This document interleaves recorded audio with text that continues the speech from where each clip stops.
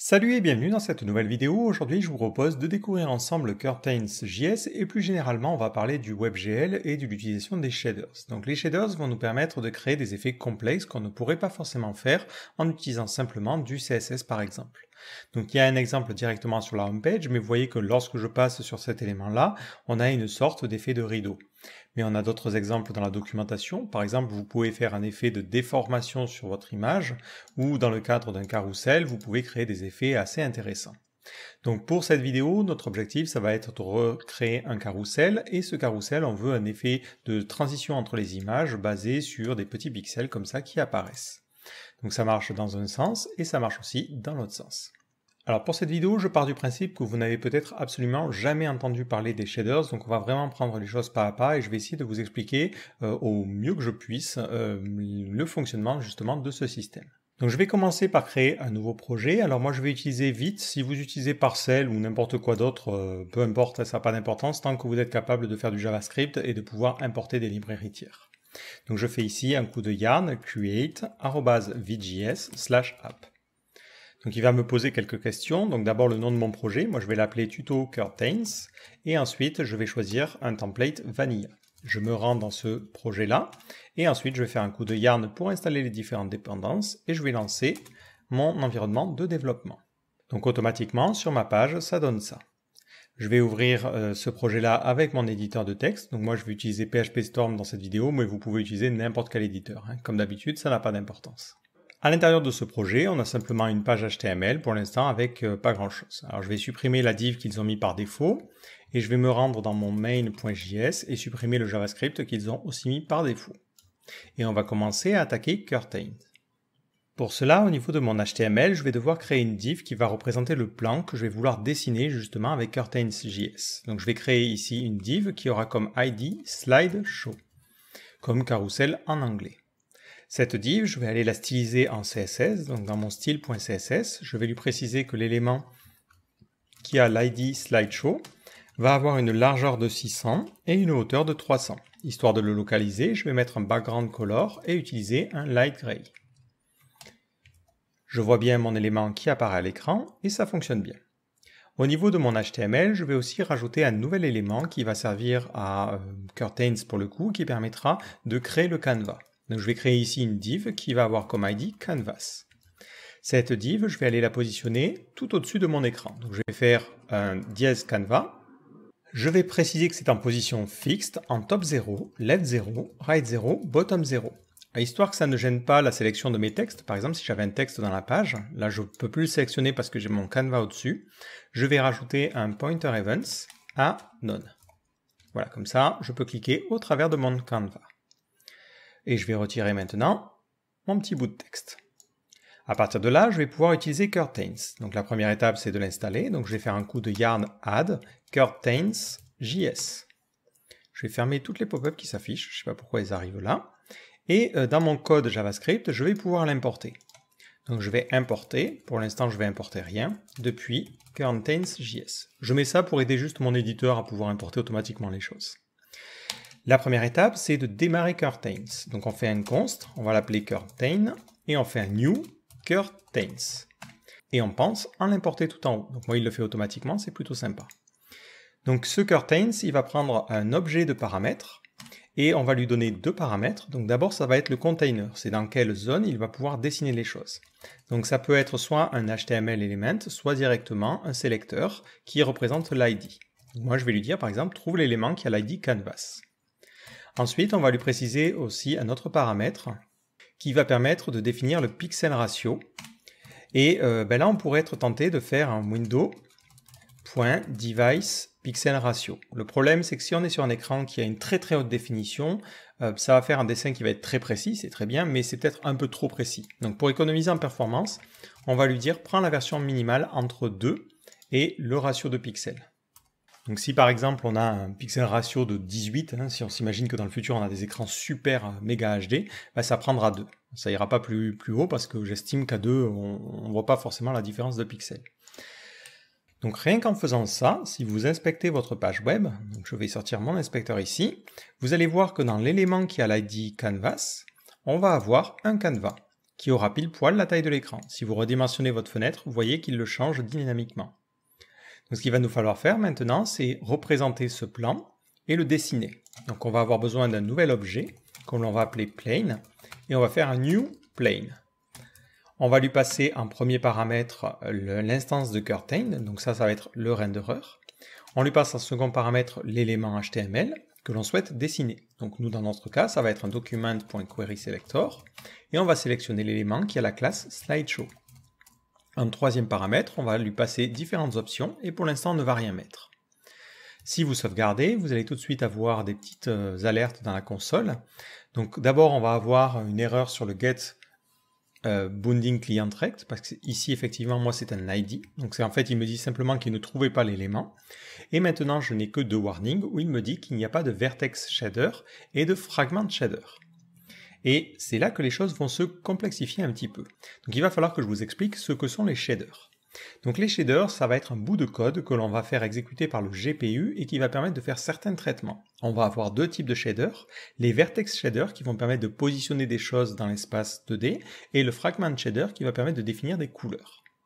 Pour mieux expliquer la situation, je vous ai fait un petit rendu, j'ai sorti Blender pour l'occasion, et voilà à quoi ressemble notre scène actuellement. On va avoir un plan qui va être dessiné par Curtains.js, et ce plan va être composé de différents sommets. Donc, pour un plan, évidemment, vous pouvez l'imaginer, il y a 4 sommets par défaut. Ces sommets, ils sont présents dans un espace 3D. Le problème, c'est que notre écran, finalement, c'est un espace 2D.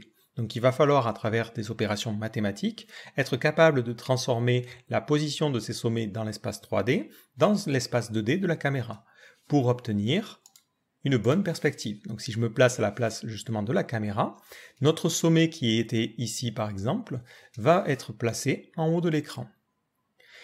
Donc il faut savoir que l'écran fonctionne avec des coordonnées comme ceci. C'est-à-dire qu'on a des coordonnées où l'espace en bas à gauche, c'est -1 en x, -1 en y, et l'espace en haut à droite, c'est 1 en x, 1 en y, et le centre de l'écran se trouve à l'index 0. Nous, dans notre cas, on va dessiner en fait notre forme un petit peu comme ça. On va avoir quelque chose qui sera à peu près à ce niveau-là, au niveau de notre écran. Donc il faut des fonctions mathématiques qui vont permettre de transformer les vertex, les sommets qui ont 3 valeurs, x, y et z, dans cet espace 2D. Alors rassurez-vous, on ne va pas avoir à faire des tonnes de calculs, c'est justement ce que va nous proposer Curtains, c'est qu'il va nous offrir la plupart des fonctionnalités. Mais il va falloir quand même écrire des shaders. Alors pour écrire ces shaders, vous avez deux solutions. Soit vous écrivez ici vertex shader et vous mettez ensuite la valeur. Donc on met par exemple un template et on écrit notre shader. Soit ce que l'on peut faire, c'est utiliser une sorte de script dans notre HTML et faire référence à cet ID-là. Moi je vais utiliser plutôt cette seconde option parce que mon éditeur offrira une coloration syntaxique et ça vous permettra d'y voir un petit peu plus clair. Si vous vous demandez l'extension que je vais utiliser, j'utilise, que je vous la trouve, voilà, j'ai trouvé ça, GLSL Support, ça va permettre de supporter le langage utilisé par les shaders. Donc dans notre HTML justement, on va créer une nouvelle balise script, on va lui donner un ID particulier, donc nous on va l'appeler vertex shader, et ensuite on va préciser que c'est de type x-shader/x-vertex. Et à l'intérieur, on va pouvoir écrire notre code. Alors malheureusement, le code des shaders n'est pas du code JavaScript. Ça utilise un langage particulier qui est le GLSL pour OpenGL Shading Language, qui est un langage qui est apparemment hérité du C. Je pourrais pas vous dire parce que j'ai jamais fait de C ou jamais vu de C de ma vie. Et c'est un langage qui est pas forcément très compliqué. Donc la première chose que vous devez faire, c'est préciser la précision justement de vos flottants. Donc ça permet de préciser le nombre minimum et maximum que vous voulez avoir. Donc par défaut, ça on va pas trop y toucher. Vous allez mettre précision, medium p, donc ça c'est le nombre, vous pouvez avoir l'OP ou IP, et ensuite float. Donc ça c'est première ligne, vous allez toujours mettre cette ligne-là dans le cadre de Curtains. Ensuite, vous devez écrire une fonction, et c'est cette fonction qui va permettre justement de dire où est-ce qu'on va positionner notre vertex dans l'espace 2D. Donc là, les fonctions s'écrivent de la manière suivante, on écrit le type de retour, donc nous on va écrire void pour la fonction principale, ensuite vous mettez le nom de votre fonction, et après c'est comme en JS, des parenthèses et des crochets. À l'intérieur de cette fonction, vous pouvez déclarer des variables. Quand vous déclarez une variable, c'est à peu près la même syntaxe encore une fois qu'en JS, sauf que vous devez préciser le type en premier. Donc par exemple, si je veux créer un flottant, je mets float, je mets le nom de ma variable. Ensuite, je précise sa valeur. Donc attention, vous ne pouvez pas mettre simplement 2 parce que lui, il ne va pas être capable de caster un entier vers un float. Donc on mettra vraiment 2.0 et on n'oublie pas un point virgule. Donc ça, c'est très très important. Vous ne pouvez pas omettre, c'est pas comme en JS, les points virgules. Il ne va pas les mettre automatiquement. Si vous ne les mettez pas, vous allez avoir un problème. Donc au niveau des types de variables, si je me rends sur la documentation, si je fais type OpenGL, vous en avez vraiment pas mal. Alors c'est pas le premier lien, c'est celui-là, je crois. Voilà, donc vous avez des bools, des entiers, des uint pour des entiers de 32 bits non signés. Donc ça veut dire que des nombres positifs, les floats, les doubles, mais on ne va pas s'en occuper. Et après, vous avez les vecteurs. Alors les vecteurs vous permettent de sauvegarder plusieurs valeurs. Par exemple, si vous voulez un point dans l'espace, ben, vous allez avoir des coordonnées en x, y, z. Donc dans ce cas-là, on va utiliser un vecteur 3. Donc les vecteurs s'écrivent de la manière suivante. Vous écrivez le type, vecteur 3 par exemple, position, ce sera le nom de notre variable, et après vous faites vecteur 3, et vous allez mettre la valeur en x, la valeur en y, et la valeur en z. Pareil pour un vecteur 2, vous allez mettre vec2 et une position. Si vous ne mettez qu'une valeur, il mettra la même valeur pour les deux. Et vous avez la même chose pour un vecteur 4. Si vous voulez récupérer une valeur précisément, vous pouvez faire position. Alors c'est pas comme en JS où on écrirait un truc comme ça. Vous faites position.x, ça récupère cette valeur-là. Position.y, ça récupère cette valeur-là. Position.z, la dernière. Et si vous avez un vecteur 4, c'est W, parce qu'il n'y a plus de lettres dans l'alphabet, c'est un petit peu dommage, donc ils ont dû mettre W. Vous avez d'autres alias comme R pour la première valeur, G, B et A. Donc ça, c'est si on veut plus parler de couleurs, c'est plus judicieux, je trouve, de mettre RGBA au lieu de X, Y, Z et W. Vous pouvez aussi combiner, c'est-à-dire que si vous voulez juste, par exemple, à partir de la position, je veux un vecteur 2 qui contienne juste le X et le Y, vous pouvez faire ça, X, Y. Et ça vous donne un vecteur 2.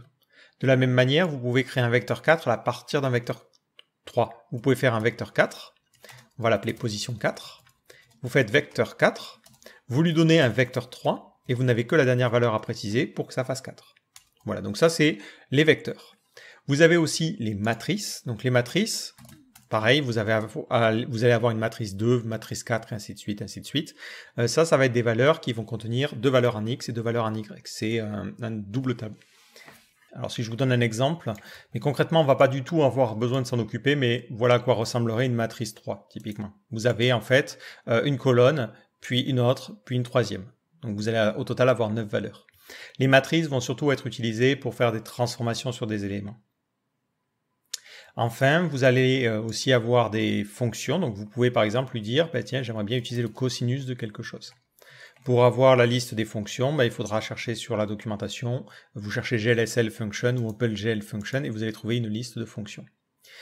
Si vous êtes intéressé par l'apprentissage des shaders, je vous renvoie vers un super lien. Moi, c'est ce qui m'a permis de mieux comprendre beaucoup de choses, qui est le Book of Shaders. C'est un site qui parle un petit peu des shaders, qui vous explique le fonctionnement, le rôle des shaders et pourquoi ils sont intéressants dans le cadre du GPU.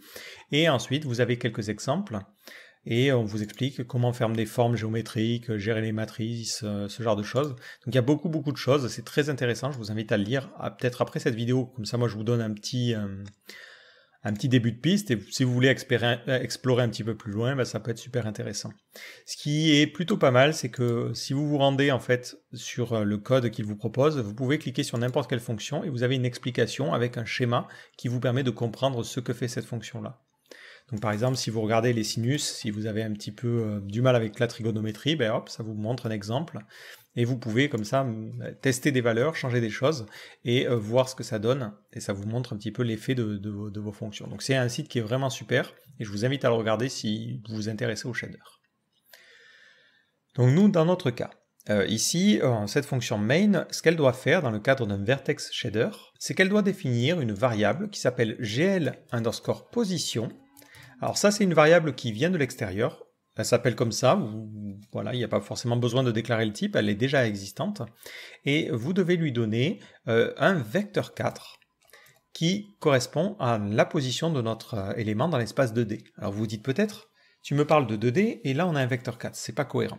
En fait, c'est que les deux premières valeurs qui comptent. Les deux autres servent à la perspective et à la profondeur pour savoir si un élément va être sous un autre.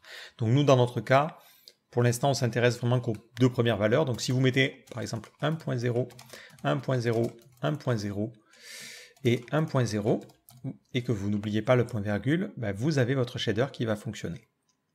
Donc je vais revenir sur ma page, donc j'ai toujours cette erreur là, mais par contre dans mon code JavaScript, au niveau de mon plane, je vais lui préciser que j'ai un vertex shader ID, et je vais lui donner l'ID de mon élément dans ma page HTML.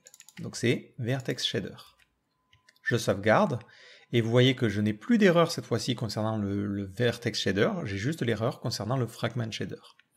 Ne faites pas attention au reste, c'est normal, c'est parce que je n'utilise pas une variable, mais on va en parler un petit peu plus tard. Alors nous, dans notre cas, on voit que dès qu'on a mis le shader, hop, on n'a plus le rectangle noir, parce que on lui a dit que globalement, tous nos points sont projetés au même endroit, ce qui n'est pas forcément vraiment ce que l'on veut. Nous, si on reprend un petit peu notre exemple 3D, c'est qu'il va falloir projeter les points, on reçoit 4 vertex, il va falloir les projeter sur cet espace 2D. Heureusement, on n'a pas du tout à s'en soucier, c'est Curtains qui va faire le gros du travail. Si je reviens au niveau de mon shader, on va avoir un autre type de variables qui vont être des variables qui vont être en dehors de notre fonction, qui vont être des attributs. Ces attributs sont des valeurs qui sont rattachées à chacun de nos vertex. Et on a un attribut qui est passé par Curtains qui s'appelle aVertexPosition. Et cet attribut est un vecteur 3. C'est la position de notre point dans l'espace. Alors par défaut, ce que fait Curtains, c'est qu'il va créer un plan qui est au centre de la scène et qui va avoir un premier vertex à l'index -1, -1, un à l'index 1, 1, un à -1, 1 et l'autre à -1, -1. J'ai fait des tests, donc c'est pour ça que je le sais. Donc ce que vous pourriez faire, c'est lui dire que la position de mon vertex ici, je vais lui dire que ça sera un A, vertex position, point XY. Et la position en Z, je vais l'ignorer. Je sauvegarde. Je reviens sur ma page et je vois que là, j'ai tout mon espace qui est noir. Parce qu'en fait, je suis en train de remplir tout mon écran par rapport à mon vertex, alors que ce n'est pas vraiment ce que je veux. Si je reprends ma capture, tout à l'heure quand j'ai fait mon petit schéma, notre rectangle finalement, il n'est pas sur la totalité de l'écran. Il n'est qu'à cet endroit-là. Donc il va falloir un petit peu changer notre code. Donc en plus des attributs, Curtains va passer au fragment ce que l'on appelle des uniformes. Des uniformes, ce sont des valeurs qui sont génériques, qui vont être données à tout notre shader. Donc par défaut, il y a deux uniformes qui sont importants.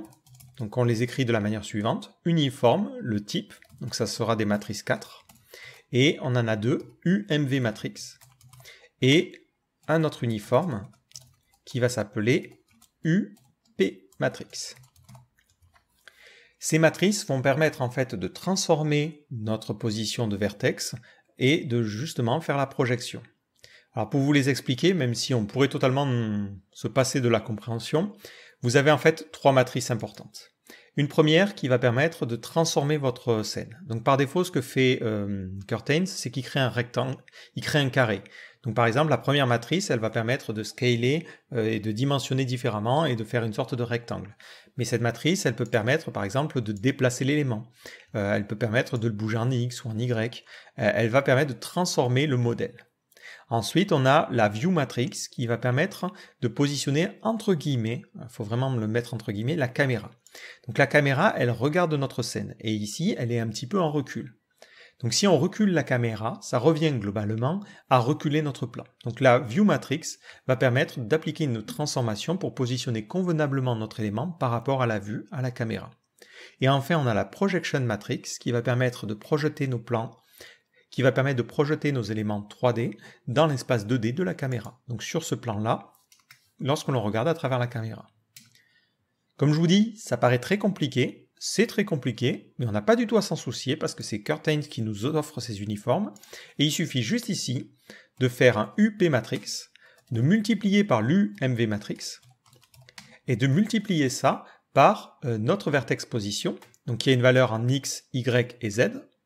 Et on lui donne comme dernière valeur, parce qu'il faut un vecteur 4, sinon on ne peut pas multiplier par une matrice 4, et on lui donne 1.0. Et c'est tout ce que l'on a à faire. Je sauvegarde, je reviens sur ma page, pas celle-ci, mais celle-ci, et là je vois bien que mon plan est convenablement projeté. Ce qui peut être intéressant, c'est que vous pouvez vous dire, tiens, mon vertex position, je vais modifier sa position en Z, et par exemple, je vais rajouter 0,5, comme ceci. Alors là, je crois qu'il va râler parce qu'il vous dira vous ne pouvez pas assigner des valeurs sur un attribut. Donc ce qu'il faut faire, c'est créer une variable intermédiaire. Donc on va créer un vecteur 3 que l'on va appeler position, et on lui dira que ça sera a vertex position. Maintenant, je peux utiliser ce position pour le modifier, et je peux passer ce position à ce niveau-là. Et là, qu'est-ce que l'on remarque? On remarque que si j'augmente la position en Z, le plan semble se rapprocher, parce qu'il sera plus proche de la caméra. Si je le recule, si par exemple je retire 0,5, il sera un petit peu plus éloigné. Donc vous pouvez comme ça manipuler un petit peu la position de vos vertex.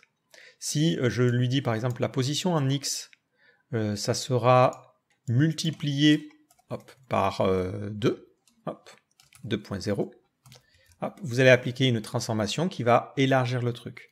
Ce que vous pouvez faire, c'est aussi multiplier par ça, multiplier par la position .y. Et là, ce que vous allez faire, c'est que vous allez faire une sorte de déformation. Ce qui peut être intéressant, alors c'est juste pour vous donner des exemples de ce qu'il est possible de faire avec les vertex, c'est que vous pouvez lui dire, je veux que la position en X, en Y par exemple, ça soit le sinus de la position en X, comme ceci. Hop. Et c'est plutôt une petite addition. Et vu que le sinus il va entre moins 1 et 1, je vais multiplier par 0,2 pour pas que ça fasse trop. Et là, vous voyez que vous avez une petite déformation. Alors, on pourrait se dire, avec un sinus, est-ce que je ne devrais pas avoir un effet de vague? Effectivement, le souci, c'est que finalement, notre plan n'a que 4 vertex. Donc, si on voudrait avoir vraiment des déformations, il nous en faudrait plus. Alors, vous pouvez changer le nombre de vertex qui sont utilisés pour représenter le plan. Au niveau de votre plane, ici, vous pouvez préciser des width segments. Et on va dire on a 30 segments en largeur. Et 8 segments, on a 20 segments en hauteur. Ce qui fait qu'on aura au total beaucoup plus de points. Si je sauvegarde, je ne vais pas forcément voir des tonnes de changement, mais si j'augmente la fréquence de ma sinusoïde, donc si je multiplie par... on va essayer par 5, on ne va pas être trop violent. Voilà, vous voyez que ça permet d'avoir une déformation du plan. Donc ça peut être intéressant, ça vous permet de transformer votre plan. Mais globalement, nous, on ne va pas s'en soucier, on veut vraiment un plan 2D, donc on va juste faire ça. Hop. Voilà, et on retire le nombre de segments, donc on se contente d'en avoir un seul. Donc voilà pour le fragment shader. Basiquement, si vous voulez juste créer des plans et faire des transitions entre des images, vous allez systématiquement garder ce code-là parce que vous ne voulez effectivement faire aucune transaction. Donc maintenant arrive le second problème, c'est le fragment shader. Alors, pour vous l'expliquer, encore une fois, on va revenir sur un petit schéma. Je vais sortir ma petite tablette et on va essayer d'être un petit peu plus clair. Alors, globalement, on a nos vertex qui vont être positionnés dans notre espace 2D. Par exemple, on a un vertex ici. On va peut-être mettre un peu moins de taille. On va avoir un vertex qui va être ici et un vertex qui va être là. Donc, il fait toujours des triangles. Donc ça va nous permettre d'avoir une forme, donc un petit triangle comme ça. Poum, poum, poum, poum, poum. Voilà, désolé, hein, c'est difficile de tracer ça. Donc on a notre triangle. Maintenant qu'on a ce triangle, à l'intérieur, il va falloir dessiner des pixels. Alors on ne parlera pas vraiment de pixels parce que en fonction du ratio, un carré ne représentera pas forcément un pixel à l'écran, donc on parle de fragments. Donc ce qu'il va faire, c'est qu'il va dire, ok, je vais avoir du coup un carré ici. Ce carré-là, ce carré-là, ce carré-là, celui-là, celui-là. Bon, celui-là, il va se dire, il est quand même bien dedans, donc on va le colorer. Celui-là aussi, celui-là. Et il va trouver tous les carrés en fait qu'il doit colorer. Et il va utiliser un nouveau shader qui est le fragment shader. Il pourra lui passer des informations, ou aucune d'ailleurs, parce que pour l'instant nous on n'a rien passé. Et le rôle de ce fragment shader, c'est de dire, ça c'est rouge par exemple, ou ça c'est orange. Ça va être un petit peu moins orange peut-être parce que c'est moins profond. Et le rôle du fragment shader, c'est simplement d'assigner des couleurs. Donc ce qu'il faut bien retenir, c'est ça. C'est qu'on a des points dans l'espace 3D. Le vertex shader va permettre d'avoir des points dans l'espace 2D. Ensuite, le GPU va faire une rasterisation, c'est-à-dire qu'il va essayer de trouver les fragments qui sont dans cette face-là. Et enfin, il va utiliser le fragment shader pour pouvoir coloriser les différents fragments. Et à la fin, il va dessiner ça au niveau de votre écran. Donc le fragment shader, il fonctionne vraiment comme notre vertex shader. Donc on va dupliquer un petit peu ce code-là. Pouf. On va vider le code du main, on va vider les uniformes et tout ça, et on va l'appeler fragment shader. Lui, ce qu'il devra faire, ce n'est pas définir une variable qui s'appelle gl underscore position, mais c'est plutôt modifier une variable qui va s'appeler gl underscore frag color, comme fragment color. Et ça sera un vecteur 4, pour la couleur en rouge, vert, bleu et l'alpha. Et c'est des valeurs qui vont entre 0 et 1. Donc si je veux du rouge, par exemple, je fais 1.0, 0.0, 0.0 et 1.0. Et là, j'ai précisé à mon système que quand il me demande, il faudra mettre ça en rouge. Donc je vais sauvegarder, je vais utiliser cette ID là et la mettre ici au niveau de mon fragment shader ID. Comme ceci. Je reviens au niveau de ma page et je vois bien que c'est rouge. Alors moi le problème c'est que j'aimerais peut-être changer les couleurs en fonction de la position de mon vertex. Peut-être dire que ici ça serait un petit peu plus rouge que ici par exemple.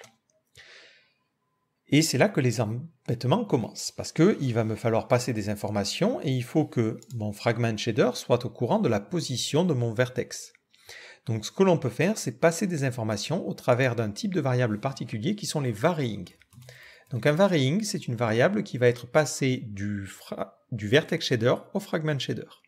Donc nous, dans le varying, ce qu'on va faire, c'est qu'on va lui donner la position x, y, z, donc on va lui donner un vecteur 3, et on va l'appeler v. Alors en général, on l'appelle v parce que en fait c'est un varying, donc on préfixe par v pour s'en souvenir, et on va l'appeler vertex position. Si vous définissez un varying dans le vertex shader, il faut automatiquement le définir dans le fragment shader. Et ensuite, vous pouvez changer sa valeur. Donc ici, je vais lui dire que v vertex position, ça sera égal à a vertex position, qui est du coup l'attribut. Maintenant, vous vous dites, tiens, j'aimerais bien quand même débugger ces valeurs-là. Et c'est là que les problèmes commencent. Malheureusement, vous ne pouvez pas faire de console log ou débugger quoi que ce soit lorsque l'on parle de shader. La seule chose que vous pouvez faire, c'est utiliser les couleurs en sortie comme outil de debug. Si par exemple ici, je lui dis j'aimerais bien que tu m'affiches vvertexposition.x, ça vous permettra à travers la couleur de mieux comprendre ce qui se passe.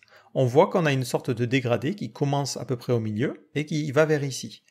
Donc ça veut dire que à ce niveau-là, la valeur de x, elle est à 0. Et à ce niveau-là, la valeur de x, elle est à 1. Parce qu'on a 1 de rouge et 0 de rouge. Parce que ce que fait Curtain quand il dessine un plan, c'est que globalement, il le met au centre de notre scène. Et en fait, ici, vous allez avoir la valeur 0, 0. Là, vous allez avoir la valeur 1, 1. Et en bas, moins 1, moins 1. Donc, en général, lorsque vous parlez de shader, si vous regardez dans le Book of Shader, eux, ils ont plutôt tendance à créer des coordonnées différentes dans le cadre du fragment shader où vous avez l'axe qui commence ici, 0, 0, et là vous avez 1, 1, ce qui est un petit peu plus simple pour la suite des calculs. Donc nous, c'est ce que l'on va faire. Donc là, on a quelque chose qui va entre moins 1 et 1, et on aimerait bien le faire aller entre 0 et 1. Donc la première solution, c'est de rajouter 1 et de diviser par 2, ou notre solution, c'est de multiplier par 0,5, donc de diviser par 2, et de rajouter ensuite 0,5. Donc on va créer un vecteur 3 et on va l'appeler position et on va lui dire de faire v vertex position multiplié par 0,5. Donc si vous multipliez un vecteur par un flottant, ça va multiplier chacune de ces dimensions. Et ensuite on rajoute 0,5 et ça va nous donner une valeur entre 0 et 1. Et c'est ensuite cette position en x que je vais utiliser. Et là on voit bien qu'on a un dégradé qui prend l'entièreté de la zone. Si je fais la même chose à ce niveau-là, ou si je lui dis directement je veux utiliser la position en x, y, vous allez voir qu'on va obtenir un dégradé complètement différent. Là, on a du 0, 0, donc c'est tout noir. Là, on a 0 en x et 1 en y, donc ça va nous donner du vert. Et en bas ici, on va avoir 0 en y et 1 en x, donc ça nous donne du rouge. Et en haut, ça nous donne une fusion des deux couleurs, et donc on obtient du jaune. Donc si vous avez besoin de débugger des choses, vous pouvez utiliser ce principe-là. Regardez votre dégradé pour comprendre la valeur qu'ont vos variables. C'est un petit peu particulier, mais il n'y a pas vraiment le choix. Alors pour notre premier effet de transition entre les images, nous ce qu'on va vouloir faire, c'est faire un effet de masque en fait qui passe de la gauche à la droite. Donc on aimerait bien avoir un dégradé linéaire qui soit noir ici et blanc sur la droite. Vous pouvez essayer de le faire vous-même et voir si vous vous en sortez. Mais globalement, on va se baser sur x et on va lui dire ici, j'aimerais bien utiliser la valeur de x pour la valeur de x, y, z du gl fragchord. Donc il faut que je crée un vecteur 3 à partir de ça. Voilà. Et là, j'ai mon dégradé linéaire. Donc ça c'est très bien. Pour l'instant on sait faire des dégradés, ça peut avoir un petit intérêt, mais on aimerait bien dessiner nous des images. Donc je vais ouvrir mon dossier, hop, et je vais déplacer différentes images. Alors je me suis arrangé pour qu'elles fassent toutes 600 par 300, mais vous pouvez vraiment gérer d'autres images. Et on va en placer une dans notre plan. Donc au niveau de mon index.html, au niveau de mon plan, qui pour l'instant est simplement un élément vide, je vais aller créer une image, et je vais lui préciser que c'est un.jpg qu'il doit utiliser. Et cette image, vous pouvez lui donner un nom qui permettra de la référencer dans votre système de shader. Donc je vous conseille de le faire. Donc lui par défaut il met un nom, c'est-à-dire qu'il va l'appeler sampler 0 pour la première image, sampler 1, sampler 2.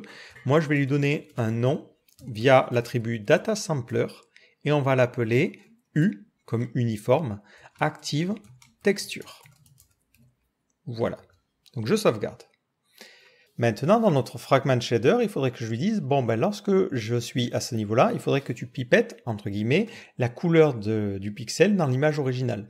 Lorsque je suis là, il faudrait que tu pipettes cette couleur-là, et ainsi de suite, ainsi de suite. Alors là, ça se complique un petit peu. Donc, grâce au datasampler que l'on a mis, ça va créer un uniforme qui va avoir comme type mat4, et il va s'appeler U, suivi du nom de notre truc, donc c'était, comment on l'avait appelé? Je me suis déjà perdu, il est où? U active texture, matrix. Il rajoute juste matrix derrière. Faut vous imaginer que dans le cadre d'une image qui ne rentre pas forcément convenablement, lorsqu'il va pipeter, il faut lui indiquer où est-ce qu'il va pipeter. Donc en fait, vous allez devoir passer depuis le vertex shader les coordonnées de votre texture. Et c'est à ça que va servir justement cette matrice-là. Vous allez recevoir un attribut supplémentaire en plus du aVertexPosition. Et c'est d'ailleurs cet attribut qui provoque cette erreur-là. C'est l'attribut aTextureCoordonnées. Si je reviens un petit peu au logiciel 3D, en fait ça correspond un petit peu à ça. Vous allez avoir en fait quelque chose qui va vous permettre de positionner des points et d'expliquer que j'arrive à les faire, voilà, à les déplacer. Vous voyez, vous lui dites ce point-là, il correspond à ce point-là sur la texture. Et ça lui permet, lui, au niveau du dessin, de mieux comprendre les choses.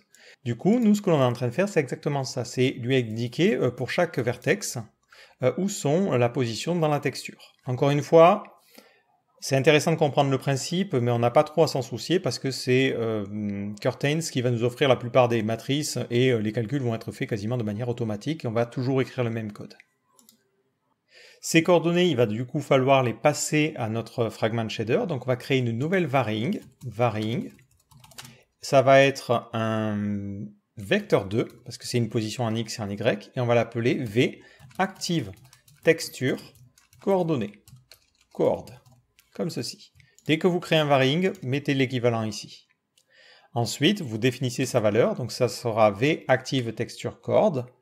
Vous allez utiliser la matrice, donc c'est le U active texture matrix, et vous allez la multiplier par un vecteur 4 qui va contenir notre vecteur 2. D'ailleurs, je l'ai précisé ici que c'était un vecteur 3, mais c'est un vecteur 2, le texture chord. Et vous allez lui donner deux valeurs, donc c'est 0.0, 1.0. Donc ça vous donne quelque chose qui sera un vecteur 4, et du coup, vous voulez juste la version en X et en Y. Donc hop, vous récupérez juste XY. Comme ça vous donne un vecteur 2. C'est tout ce que vous avez à faire. Vous pouvez vraiment copier-coller, à chaque fois ça va être ça. Dès que vous avez les coordonnées, vous les récupérez de cette manière-là. Donc pour l'instant, ça ne va rien changer au niveau de notre page, on a juste créé un varying qui s'appelle VActiveTextureCoord. Donc côté Fragment Shader maintenant. On va recevoir un nouvel uniforme qui va dépendre justement du nom de notre variable. Donc ça va être un uniforme qui va s'appeler Sampler2D. Donc ça c'est un type très particulier qui est lié aux textures et ça permet globalement, lorsqu'on va lui passer une position, de nous renvoyer la couleur qui correspond. Et le nom, c'est le nom de notre data sampler, donc nous ça va être uActiveTexture. Voilà. Si vous voulez récupérer la couleur du coup qui correspond, vous allez pouvoir utiliser une fonction particulière qui est texture2D. Donc on va l'utiliser directement pour renvoyer ça au niveau du GL FragColor. Vous lui passez le sampler en premier paramètre, donc nous c'est uActiveTexture, et vous lui donnez en second paramètre les coordonnées à récupérer. Donc nous c'est le varying vActiveTextureCord. Je sauvegarde et j'obtiens maintenant au niveau de mon rendu mon image originale. Voilà, alors ça peut paraître très compliqué, je trouve que ça l'est un petit peu, mais globalement vous allez systématiquement recopier le code. C'est-à-dire que vous allez définir un data sampler qui va vous permettre de donner un nom.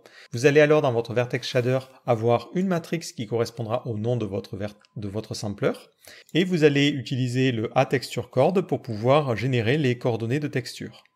Et ensuite, dans la partie Fragment Shader, vous allez utiliser votre sampler 2D pour récupérer la couleur. Et c'est ce que l'on a ici. Donc nous, ce que l'on veut faire, c'est une transition entre deux images. Du coup, on va avoir une nouvelle image. Donc on va aller dans notre... juste au-dessus, on va charger une seconde image que l'on va appeler 2.jpg. On va l'appeler Next Texture, parce que dans le cadre de notre carrousel, ça serait l'image suivante. Vu que j'ai ce data sampler, je vais pouvoir l'utiliser à ce niveau-là. Donc on va avoir une seconde matrice qui va s'appeler uNext Texture Matrix. Je vais créer un nouveau varying qui va s'appeler vNextTextureCord. J'utilise la même opération mais en changeant les variables. Donc ici, ça sera vNextTextureCord égale uNextTextureMatrix et je la multiplie par le même principe. Cette varying, il faut que je la récupère dans mon Fragment Shader. Donc je le fais ici. Hop. Et ensuite, je peux l'utiliser. Donc si je veux plutôt la texture suivante, je crois que c'est le petit chien, je fais ça, et à la place ici, je devrais avoir mon chien. Donc par défaut, on voit qu'il ne la charge pas, parce que je ne lui ai pas donné le bon uniforme. Le bon uniforme, hop, c'est l'autre sampler, c'est uNextTexture. Voilà, et je lui passe le bon uniforme. Et là, j'ai bien mon chien qui s'affiche. Alors, ce que je vois en dessous, ce sont simplement les images qui vont déborder de mon slideshow original. Donc vu que je décide de transformer mes images en utilisant du WebGL, au niveau de mon CSS, je vais lui préciser que tout ce qui est dans Slideshow va être invisible. Donc toutes les images vont être en display none. Voilà. Alors maintenant, on aimerait bien faire une sorte de transition. Alors pour faire des transitions, on a une fonction qui est intéressante. Donc si vous avez besoin de plus d'informations, vous pouvez regarder dans le Book of Shader. C'est la fonction mix. Cette fonction permet basiquement de mixer deux valeurs ensemble. Donc nous, on va sauvegarder peut-être la valeur du pixel de notre texture principale, de la texture suivante, et on va mixer les deux. Donc si je reviens dans mon index.html, ici, ça, je vais aller à la ligne, hop, hop, hop. Ça, on va l'appeler ActiveColor, ou NextColor plutôt. Donc ça va être quelque chose de type vector4. Je vais ensuite avoir un autre vector4 et je vais l'appeler ActiveColor. Ça utilisera la uActiveTexture et le vActiveTextureCoordonnées. Et à la fin, je lui dis que le fragColor, ça va être un mix entre le ActiveColor, la NextColor, et je lui donne une valeur. Si je lui donne 0, on va voir qu'on a notre image originale, et si je lui donne 1, on va avoir la NextColor. Si je lui donne une valeur entre les deux, 0,5 par exemple, j'ai une sorte de mix entre les deux images. Ce qui peut être super intéressant, c'est qu'on peut utiliser notre dégradé pour pouvoir justement changer cette valeur-là. Parce que notre dégradé, il prenait une valeur de 0 ici, une valeur de 1 ici. Donc si je recrée mon dégradé, moi je vais l'appeler par exemple alpha, donc je vais créer une flotte qui va être alpha, et je vais lui dire que basiquement ça va être la position en X. Si j'utilise cette valeur d'alpha à ce niveau-là, hop, je vais avoir un effet de transition où là on a vraiment la première image et là on a l'image suivante. Du coup, quand on va rajouter un effet d'animation, ce que l'on pourra faire, c'est faire apparaître l'image avec plus ou moins de force. Si vous voulez débugger, moi ce que j'aime bien faire, c'est commenter ça. Vous pouvez commenter avec un double slash. Vous faites un glFragColor. Et vous allez lui dire, je veux faire un vecteur 4 qui sera un vecteur 3 de alpha. Et ensuite, vous mettez 1.0. Et ça, ce qui est très intéressant, c'est que vous pouvez débugger votre dégradé. Et ce dégradé vous permettra de comprendre le mix que vous allez appliquer. En vous disant, là j'aurai l'active image et là j'aurai la précédente. Ce que vous pouvez faire, c'est au niveau de la position en X, vous avez un autre truc. Alors ça, c'est une fonction qu'il faut connaître, donc hop, c'est step. Step, ça permet en fait de dire que vous allez lui passer en premier paramètre une valeur particulière, et tout ce qui est en dessous de cette valeur va valoir 0, et tout ce qui est au-dessus vaudra 1.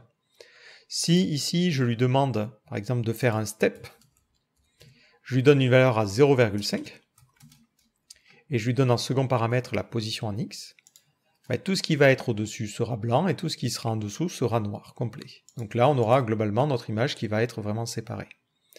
Vous avez une autre fonction qui est liée à celle-là, qui est smooth step. Vous allez alors lui passer 2 paramètres au lieu d'un seul, et ça ira un petit peu progressivement, vous voyez, de l'une à l'autre. Donc nous, ce qu'on peut faire ici, c'est utiliser un smooth step, et lui dire par exemple entre 0,3 et 0,5, j'aimerais bien cet effet de progression. Et si je regarde mon rendu, ça donne un dégradé qui sera un petit peu plus compact. Donc ça peut être intéressant pour faire un effet d'affichage. Si je reviens au niveau de mon exemple original, voilà ce que ça peut donner. Donc on voit qu'on a vraiment cet effet de transition comme ça. Alors maintenant, vous pouvez vous dire, c'est bizarre, pourquoi tu utilises toutes ces fonctions-là? Pourquoi tu fais pas des petites conditions, des trucs comme ça simplifierait peut-être la vie. Alors il faut savoir que les conditions dans le cadre des shaders, c'est quelque chose qu'il va falloir impérativement éviter. Le problème des shaders, c'est qu'ils ont beaucoup d'opérations. Si je prends mon image, alors moi c'est pas forcément une image qui est encore très grande, mais j'ai quand même une image qui fait 600 par 300. Donc ça veut dire qu'on a globalement 180 000 opérations à faire pour pouvoir arriver à trouver la couleur de chacun des pixels de mon image. Si on s'imagine qu'on a un écran Retina par exemple, ça fait qu'on fait du 1200 par 600. Et c'est pas non plus une taille d'image, vous voyez, qui est énorme. Et là, on se retrouve déjà presque à 720 000 opérations. Donc on est déjà proche du million. Si vous imaginez un fond d'écran de 1920 par 1080, ça fait beaucoup d'opérations. Et ça, il faut le multiplier par 60, parce que vous voulez globalement le faire 60 fois par seconde pour avoir quelque chose de fluide. Et à la limite, allez, si on est un petit peu tranquille, on va dire 30. Ça veut dire que vous avez 21 600 000 opérations à faire par seconde. C'est absolument énorme. Heureusement, les GPU sont faits pour ça. Et dans le cadre du WebGL, c'est le GPU, c'est-à-dire le processeur graphique de l'utilisateur, qui va travailler. Alors il y a quelques petits exemples, mais j'aime bien ce qu'ils expliquent dans la documentation. Donc un CPU, lui, il est fait pour faire un gros calcul à travers un tube, et un GPU, lui, il a des milliers de tubes, donc il va être capable de faire ça en une seule fois. Le problème, c'est que si vous mettez des conditions, ça veut dire que votre algorithme va avoir 2 chemins possibles, et d'un coup, vous complexifiez les choses. Les GPU sont très performants pour faire des calculs basés sur des cosinus ou des fonctions, et il y a même certaines de ces fonctions qui peuvent être optimisées de manière matérielle, c'est-à-dire faites sans partie software. Et donc ils vont extrêmement vite. Donc tant que possible, il faudra essayer d'éviter au maximum l'utilisation des conditions. Et c'est pour ça qu'on va utiliser des petites subtilités en se basant sur des steps ou des smooth steps pour pouvoir faire des choses et inverser des valeurs ou modifier des choses. Donc il faudra essayer de penser mathématique. Donc c'est un type d'algorithmique qui est vraiment différent et qui n'est pas forcément évident à appréhender. Maintenant, si je reviens sur mon système, donc j'aimerais bien avoir un effet d'animation. Alors pour avoir cet effet d'animation, ce que l'on va faire, c'est qu'on va passer une durée à notre système. Et on peut le faire via les uniformes. Donc au niveau de mon main.js, en plus des vertex et fragment shader, je vais lui passer des uniforms. Ça va être un objet qui contiendra en clé le nom de notre uniforme. Donc moi, je vais l'appeler ici uTime. Je vais ensuite lui passer un objet, je donne un nom à notre uniforme, donc ça sera le nom qui sera utilisé dans le shader, justement. Je lui précise un type, donc on peut lui passer des vecteurs, des trucs comme ça. Donc nous, ça sera simplement flottant. Alors ça pourrait être un entier, mais je vais utiliser un flottant parce que je vais utiliser ensuite ces trucs dans des opérations, donc c'est plus simple que ça soit un flottant, tout simplement. Donc on va dire que c'est un flottant, un f, et ensuite on va mettre une valeur initiale à 0. Donc on va imaginer que notre point de démarrage, c'est 0. Et ensuite, on mettra, par exemple, au bout de 10 millisecondes, ça sera 10, et au bout d'une seconde, 1000, et ainsi de suite, ainsi de suite. Maintenant, ce plan et cette animation va se rendre en permanence. Donc à chaque fois qu'il y a un rendu, vous pouvez utiliser un callback. Donc sur Plane, vous avez une méthode onRender qui prendra en paramètre un callback, et vous allez lui dire ce que vous voulez faire. Donc une première idée un petit peu naïve serait de dire, mais j'aimerais bien que sur le plan, tu prennes l'uniforme qui s'appelle uTime, et sa valeur, tu l'incrémentes, par exemple. Le problème, si vous faites ça, c'est que Si vous avez un écran 120 Hz, ça va s'incrémenter plus vite qu'un écran 60 Hz. Vous savez, c'est le genre de bug qu'on a dans des jeux vidéo où quand la fréquence d'image augmente, le jeu se met à accélérer. Et c'est pas forcément quelque chose qu'on veut. Nous, on aimerait vraiment avoir quelque chose qui est dans le temps fixe, quelle que soit la vitesse de rafraîchissement de l'utilisateur. Donc ce que l'on peut faire, c'est avoir une constante que l'on appellerait start time, qui serait le point de démarrage de notre animation. Ensuite, lorsque on avance dans le temps, à chaque fois qu'il y a un nouveau rendu, je vais lui dire prends la date maintenant, donc ça va être une date en millisecondes, et retire la date de démarrage. Comme ça va me donner vraiment la durée qui s'est écoulée depuis le début de mon animation. Voilà. Je vais pouvoir maintenant utiliser cet uniforme dans mon code. Donc je vais recevoir ici un uniforme qui sera un flottant qui va s'appeler uTime. Donc je nomme vraiment avec U dès que c'est un uniforme, V quand c'est un varying, ça permet de mieux s'y retrouver.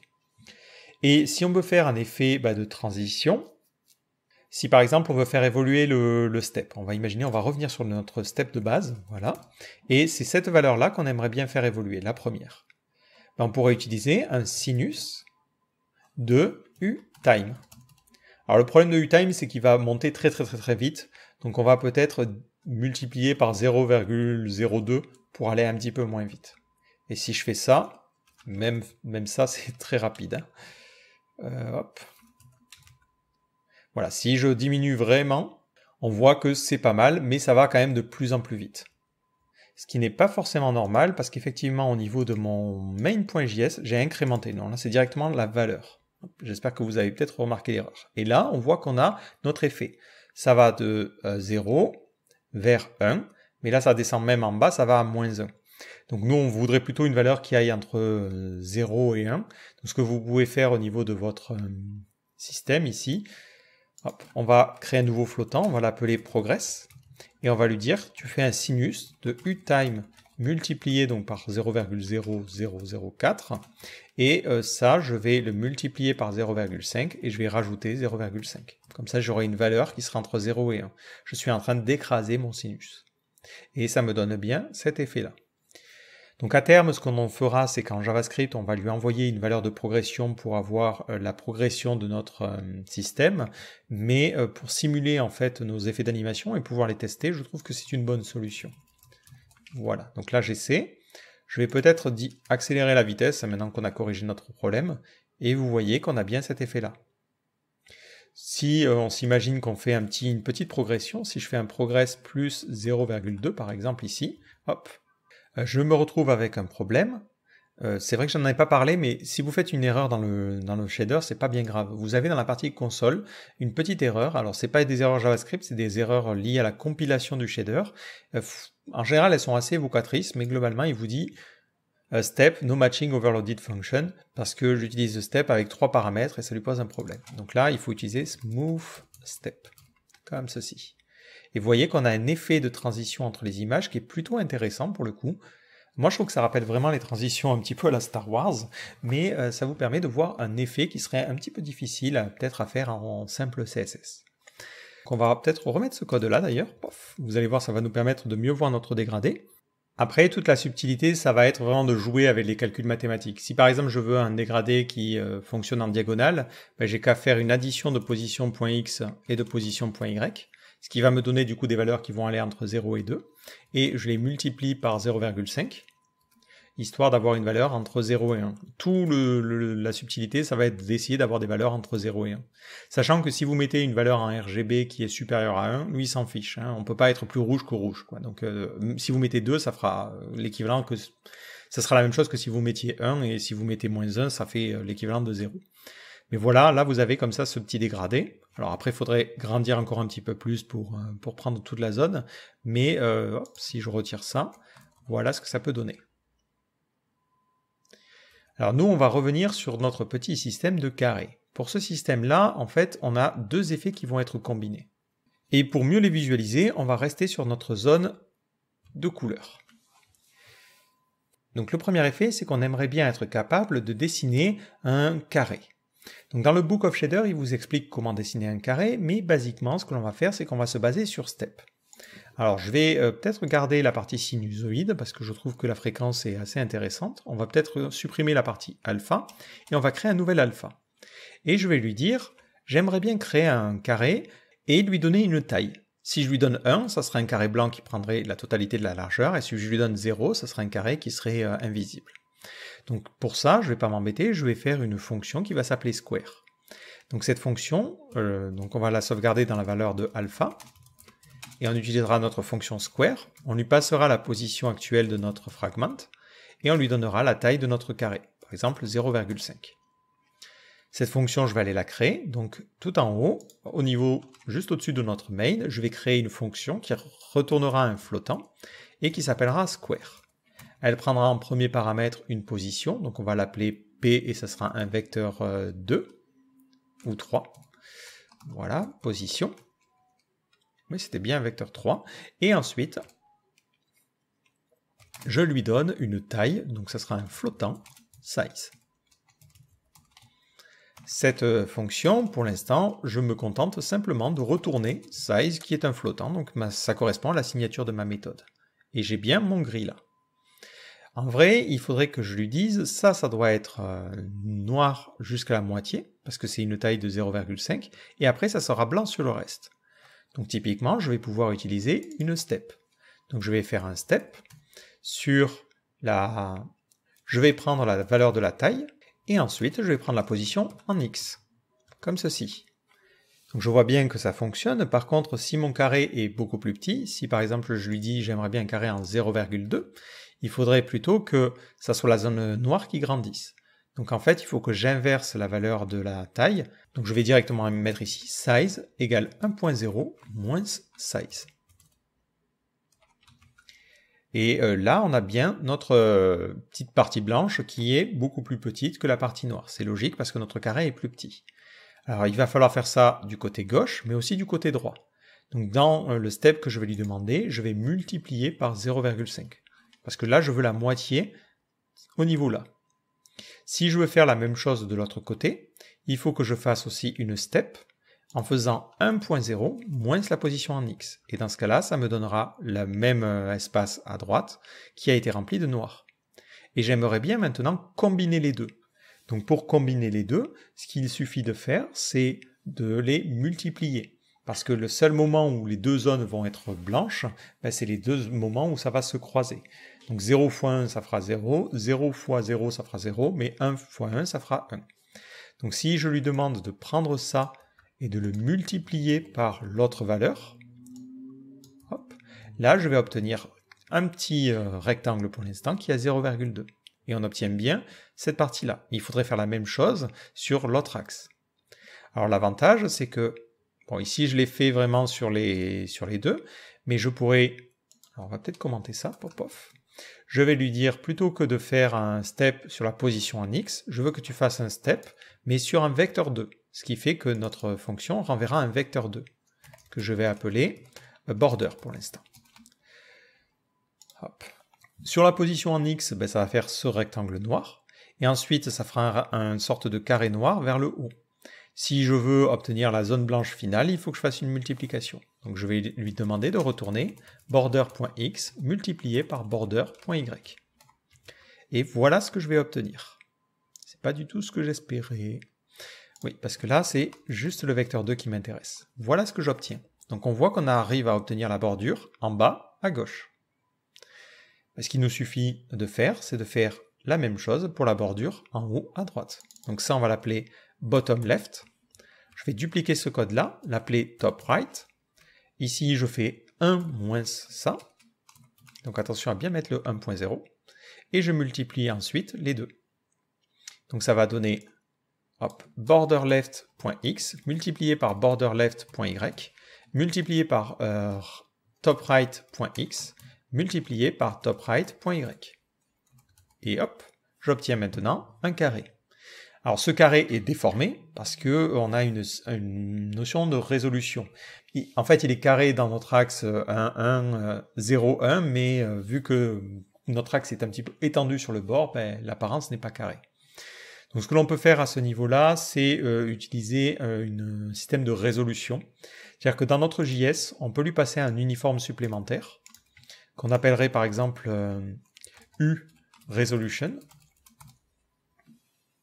en lui disant c'est un vecteur 2 de float, et ensuite je lui passe deux valeurs. Donc, si je les connais, je peux mettre directement 600 par 300, sinon je peux lui demander de récupérer le plan. Donc il faudrait que je récupère ça. Hop. Donc on va créer une constante element qui sera égale à ça. Et ensuite, je lui dis ici, utilise l'élément, et là j'aimerais bien avoir element.clientWidth et element.client8. Voilà, ça changera absolument rien. Et ça, je vais l'appeler uResolution. Ce qu'il faudrait faire par contre, et c'est là que c'est un petit peu plus pénible, c'est qu'au redimensionnement, il faudrait changer les choses, sauf si votre élément garde toujours la même résolution, évidemment. Au niveau de votre index.html, vous allez dans votre fragment shader, du coup, récupérer cet uniforme-là, qui sera un vecteur 2, qui va s'appeler uResolution. Donc la position que vous obtenez en X et en Y, elle est entre 0 et 1, ce qui n'est pas forcément correct par rapport à la résolution. Donc ce que vous pouvez faire, c'est lui demander de multiplier la position par la résolution. Le problème, c'est que ça va vous donner alors des valeurs qui vont être entre 600 et 300. C'est plus vraiment ce que vous voulez. Nous, on veut vraiment travailler avec un espace entre 0 et 1. Donc là, on multipliera par uResolution. Et c'est la position en X et en Y que l'on va multiplier. Donc ça, c'est un petit peu pénible. Il va falloir faire position.x égale position.x multiplié par uResolution.x. Ou ce qu'on peut faire, c'est si on se dit qu'on n'a vraiment jamais besoin de la position en Z, parce que normalement la position en Z c'est la profondeur, ça peut être intéressant pour rajouter des effets d'ombre par exemple, on va convertir cette position en vecteur 2. Et là on va lui demander de simplement récupérer XY. Je trouve que c'est un petit peu plus simple au final. À ce niveau-là, maintenant, on peut lui dire la position, il faut que tu prennes la position et que tu la multiplies par la résolution. Le souci, c'est que ça va nous donner des valeurs entre 600 et 300, ce qui est beaucoup supérieur, enfin, ce qui est clairement supérieur à 1. Donc, ce que je peux faire, c'est prendre la résolution et la diviser par le maximum de uResolution.x et uResolution.y. Ça va me permettre de diviser basiquement par 600 et d'obtenir quelque chose qui sera un petit peu plus logique. Alors là, j'ai changé position, vu que c'est maintenant un vecteur 2, au niveau de square, il faut que je lui dise que c'est un vecteur 2, et j'ai plus à m'embêter avec ça, donc ça c'est cool, on va économiser un petit peu de code. Et si vous avez besoin de débugger les choses, comme je vous disais, il va falloir utiliser le GL fragcolor, on ne peut pas débugger, et je vais lui passer un vecteur 4, je vais lui passer en premier paramètre la position, pour comprendre un petit peu mieux de quoi il en retourne, 0 en bleu, et ensuite 1.0 en alpha. Je sauvegarde, et voilà ce que ça donne. Donc on voit qu'on a un dégradé qui semble un petit peu plus noir, entre guillemets, un petit peu plus obscur, parce qu'en vrai, il serait un petit peu plus grand, mais si on le veut dans ce ratio-là, ça donnerait ça. Voilà. Si vous voulez le centrer, ce que vous pouvez faire, c'est utiliser une soustraction, c'est-à-dire trouver le minimum de la position et tout décaler d'un cran. Mais pour l'instant, on va se contenter de faire ça. Donc je vais recommenter ça, voilà, et on revoit notre carré qui a bien notre apparence de carré. Bon, finalement, je vous ai dit qu'on n'allait pas décaler, mais on va avoir besoin de le faire si on veut que notre carré soit effectivement au centre. Du coup, il faut que je prenne au niveau de ma position et que je lui retire quelque chose. Alors pour l'instant, je vais juste retirer 0,1, juste pour tester. Alors si je mets 0,5, on voit que ça décale notre dégradé vers la droite et potentiellement vers le haut. Et si je rajoute, hop, ça le décale vers le bas. Bon, on verra si on doit faire un plus ou un moins après coup. On peut tester, même sans trop comprendre. Mais globalement, il nous faut la différence. Alors pour avoir la différence, il va falloir utiliser le résultat de ce calcul. C'est uResolution divisé par max de uResolution. Donc ça va nous donner quelque chose qui sera à 1 ou 0,8 dans le cadre de l'Y. Et sur ça, on va soustraire 1, histoire d'avoir une valeur qui va être inversée. Et vu que je ne dois décaler que de la moitié, ce résultat-là, je vais le multiplier par 0,5. Voilà, donc je sauvegarde. Si je fais un plus, ça semble centré. Et si je retire mon frac color et que je regarde, j'ai bien maintenant un carré qui est exactement au milieu de mon écran. Si à la place de cette valeur-là, je lui passe directement la valeur de progression, qui, vous vous souvenez, était notre sinusoïde pour tester, on voit bien qu'on a un carré qui prend l'entièreté de l'écran et qui va jusqu'à la taille la plus petite. Donc là, on a notre effet de carré qui va permettre de servir de base. Alors le problème, c'est qu'on veut plein de petits carrés, on n'en veut pas qu'un seul. Donc le souci, c'est que notre position, elle va entre 0 et 1. Si on arrivait à faire 0, 1, 0, 1, 0, 1, 0, 1, 0, 1 en X et en Y, ça permettrait de faire en sorte qu'on ait une sorte de petite mosaïque. Donc pour cela, on a une fonction qui est super utile, que je vous la retrouve au niveau de Book of Shader, c'est la fonction fract. Cette fonction, elle vous donne la valeur de la fraction. Donc par exemple, entre 0 et 1, ça vous donnera la valeur exacte. Par contre, quand on va aller à 2,1 par exemple, ça vous donne la valeur fractionnée, donc ça vous donne 0,1. 2,3, ça donnera 0,3, et ainsi de suite, ainsi de suite. Donc ça crée ce système en dents de scie. L'avantage, c'est que si je lui dis ici, hop, au niveau de mon système, si la position, je la multiplie par 3, par exemple. Hop, on va faire position égale position multipliée par 3.0. On voit que notre carré va être sur ce tiers-là. Mais si maintenant je lui dis, j'aimerais bien que tu utilises la valeur fractionnée de ce position multipliée par 3.0 et que je sauvegarde, voilà ce que j'obtiens. J'obtiens 3 carrés qui ont été placés. En multipliant le nombre d'occurrences, je vais multiplier le nombre de carrés. Et j'ai bien mon système d'animation. Alors, je vais peut-être le diminuer, parce que c'est peut-être un peu violent. Et on a notre effet comme ça d'apparition. Et cet effet-là, on peut l'utiliser au niveau du mix. Donc si je retire ce code-là, on l'utilise au niveau du mix. Et on voit que ça permet de faire un effet d'apparition avec notre image en dessous. On se rapproche vraiment de notre exemple original, mais on aimerait bien que ça se fasse avec une sorte de dégradé progressif. Donc finalement, ce qui va piloter l'apparition, c'est la valeur de progression. Et ce que l'on peut rajouter, c'est un dégradé pour faire influencer cette valeur de progression, plutôt que simplement utiliser progress. Donc je vais garder de ce côté-là notre square, comme ceci. Je vais retirer cette valeur-là qui sert à débugger les choses. Et oui, j'ai un souci parce que alpha n'existe plus. Donc ce qu'il me faut faire, ça serait un dégradé qui irait du haut vers le bas. Et ce dégradé, on va le faire de manière radiale. Pour faire un dégradé radial, on peut utiliser une fonction qui s'appelle distance, qui permet d'obtenir la distance entre deux points. Donc c'est plutôt cool parce que la distance, c'est super simple à utiliser. Je peux lui dire que l'alpha, c'est la distance entre la position que j'essaie de dessiner et le point en haut, qui est un vecteur de 1.0, 1.0. Et c'est tout ce que j'ai à faire. Si je sauvegarde, ça me donne quelque chose qui ressemble à ça. Ça me donne quelque chose qui ressemble à ça parce que ici, ce que j'ai, c'est la position dans mon système. Moi, ce qu'il faudrait que je fasse, c'est que je le fasse peut-être avant mon tiling, donc avant la partie multiplication. Donc cette partie-là, je vais la mettre après coup, voilà, et on obtient bien notre dégradé. Et il est bien placé en haut, et on a notre blanc ici. Il faut juste faire attention parce que la distance, elle peut être supérieure à 1. Si on s'imagine que ici c'est 0, ici c'est 1, ici vu qu'on a fait un système de résolution, ça va être à peu près, donc en Y ça va être 0, et ici ça va être 0,5 à peu près, 56. Si je calcule la distance entre ce point-là et ce point-là, je ne vais pas tomber forcément sur 1. Je vais obtenir, si vous vous souvenez de Pythagore, ça va être 1 au carré, ça va être la racine carrée de 1 au carré fois 0,56 au carré. Et dans certaines situations, ça peut être problématique. Alors ce qu'on peut faire, c'est changer complètement l'axe et lui demander basiquement de normaliser la résolution. Et si on normalise une résolution, ça assure en fait que la taille que l'on va avoir ici sera bien de 1. Et comme ça, on pourra se dire, si le cercle est à 1, il prend l'entièreté de l'écran, et si le cercle n'est pas à 1, il ne prend pas l'entièreté de l'écran.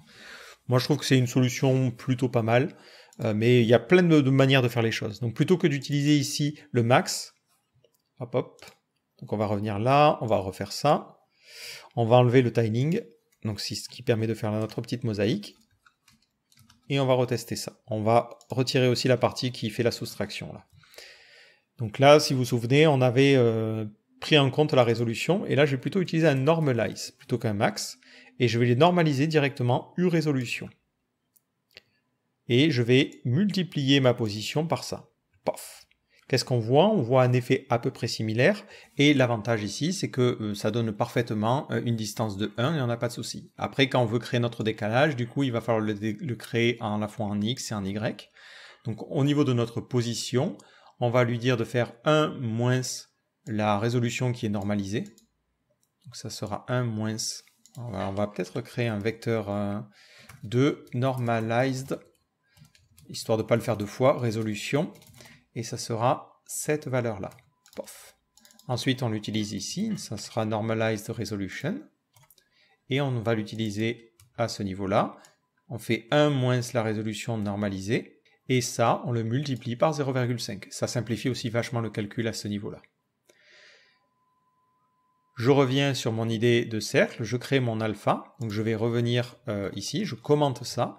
Alors à première vue, ça ne donne pas un rendu qui est très différent. Si vous voulez vous en assurer, vous pouvez mettre un step ici et vous lui dites « J'aimerais bien voir à 1.0, je veux que ça soit 1 et dans le reste, je veux que ça soit 0. » Comme ça, vous faites ça. Et là, vous allez voir que votre cercle, finalement, il n'apparaît pas exactement comme vous voudriez qu'il apparaisse parce que vous le positionnez par rapport à un vecteur qui est 1, 1, qui est en dehors en fait de notre zone.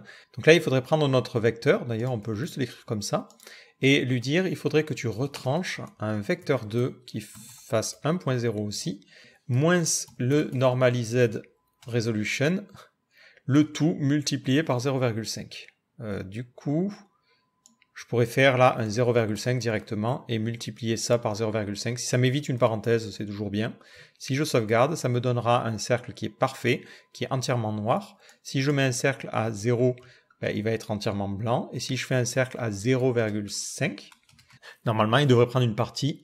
Il devrait prendre une partie qui est à peu près au milieu de l'écran. Si ce n'est que là, il faut mettre un plus. Vu que c'est moins par moins, ça fait plus. Voilà. Donc ça vous permet de mieux tester. Hop, vous voyez que votre cercle, il semble plutôt correct. Ici, on utilise justement d'ailleurs la valeur de progression comme niveau. Ça donne un cercle qui fait parfaitement le recouvrement de toute la zone. Voilà. Donc on va enlever cette partie step, comme ceci. Voilà, on revient sur notre distance et on est bien. Sauf que ce dégradé, il faudrait qu'il soit blanc en haut, parce que c'est l'image que l'on veut afficher, et noir vers le bas. Donc là, pas très compliqué, il suffit de prendre 1.0 et de faire la différence. L'autre truc, c'est qu'on aimerait bien qu'il progresse, qu'il grandisse. Alors, vous pouvez faire les choses de différentes manières, mais une solution simple, c'est d'additionner. Si vous additionnez, par exemple, 1.0, ça va donner une zone qui va être entièrement blanche. Si j'additionne la valeur de progrès, ça va faire grandir et rapetisser mon petit dégradé. Alors j'aimerais bien que ça aille du vraiment tout noir vers le blanc.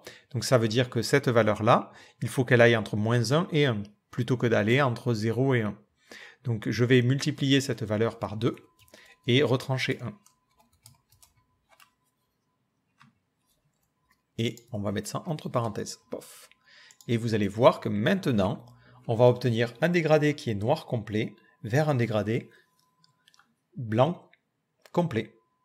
Et ça permet de propager des valeurs en fait entre 0 et 1 tout le long de ce dégradé-là. Valeurs que l'on va pouvoir utiliser pour générer la taille de nos petits rectangles.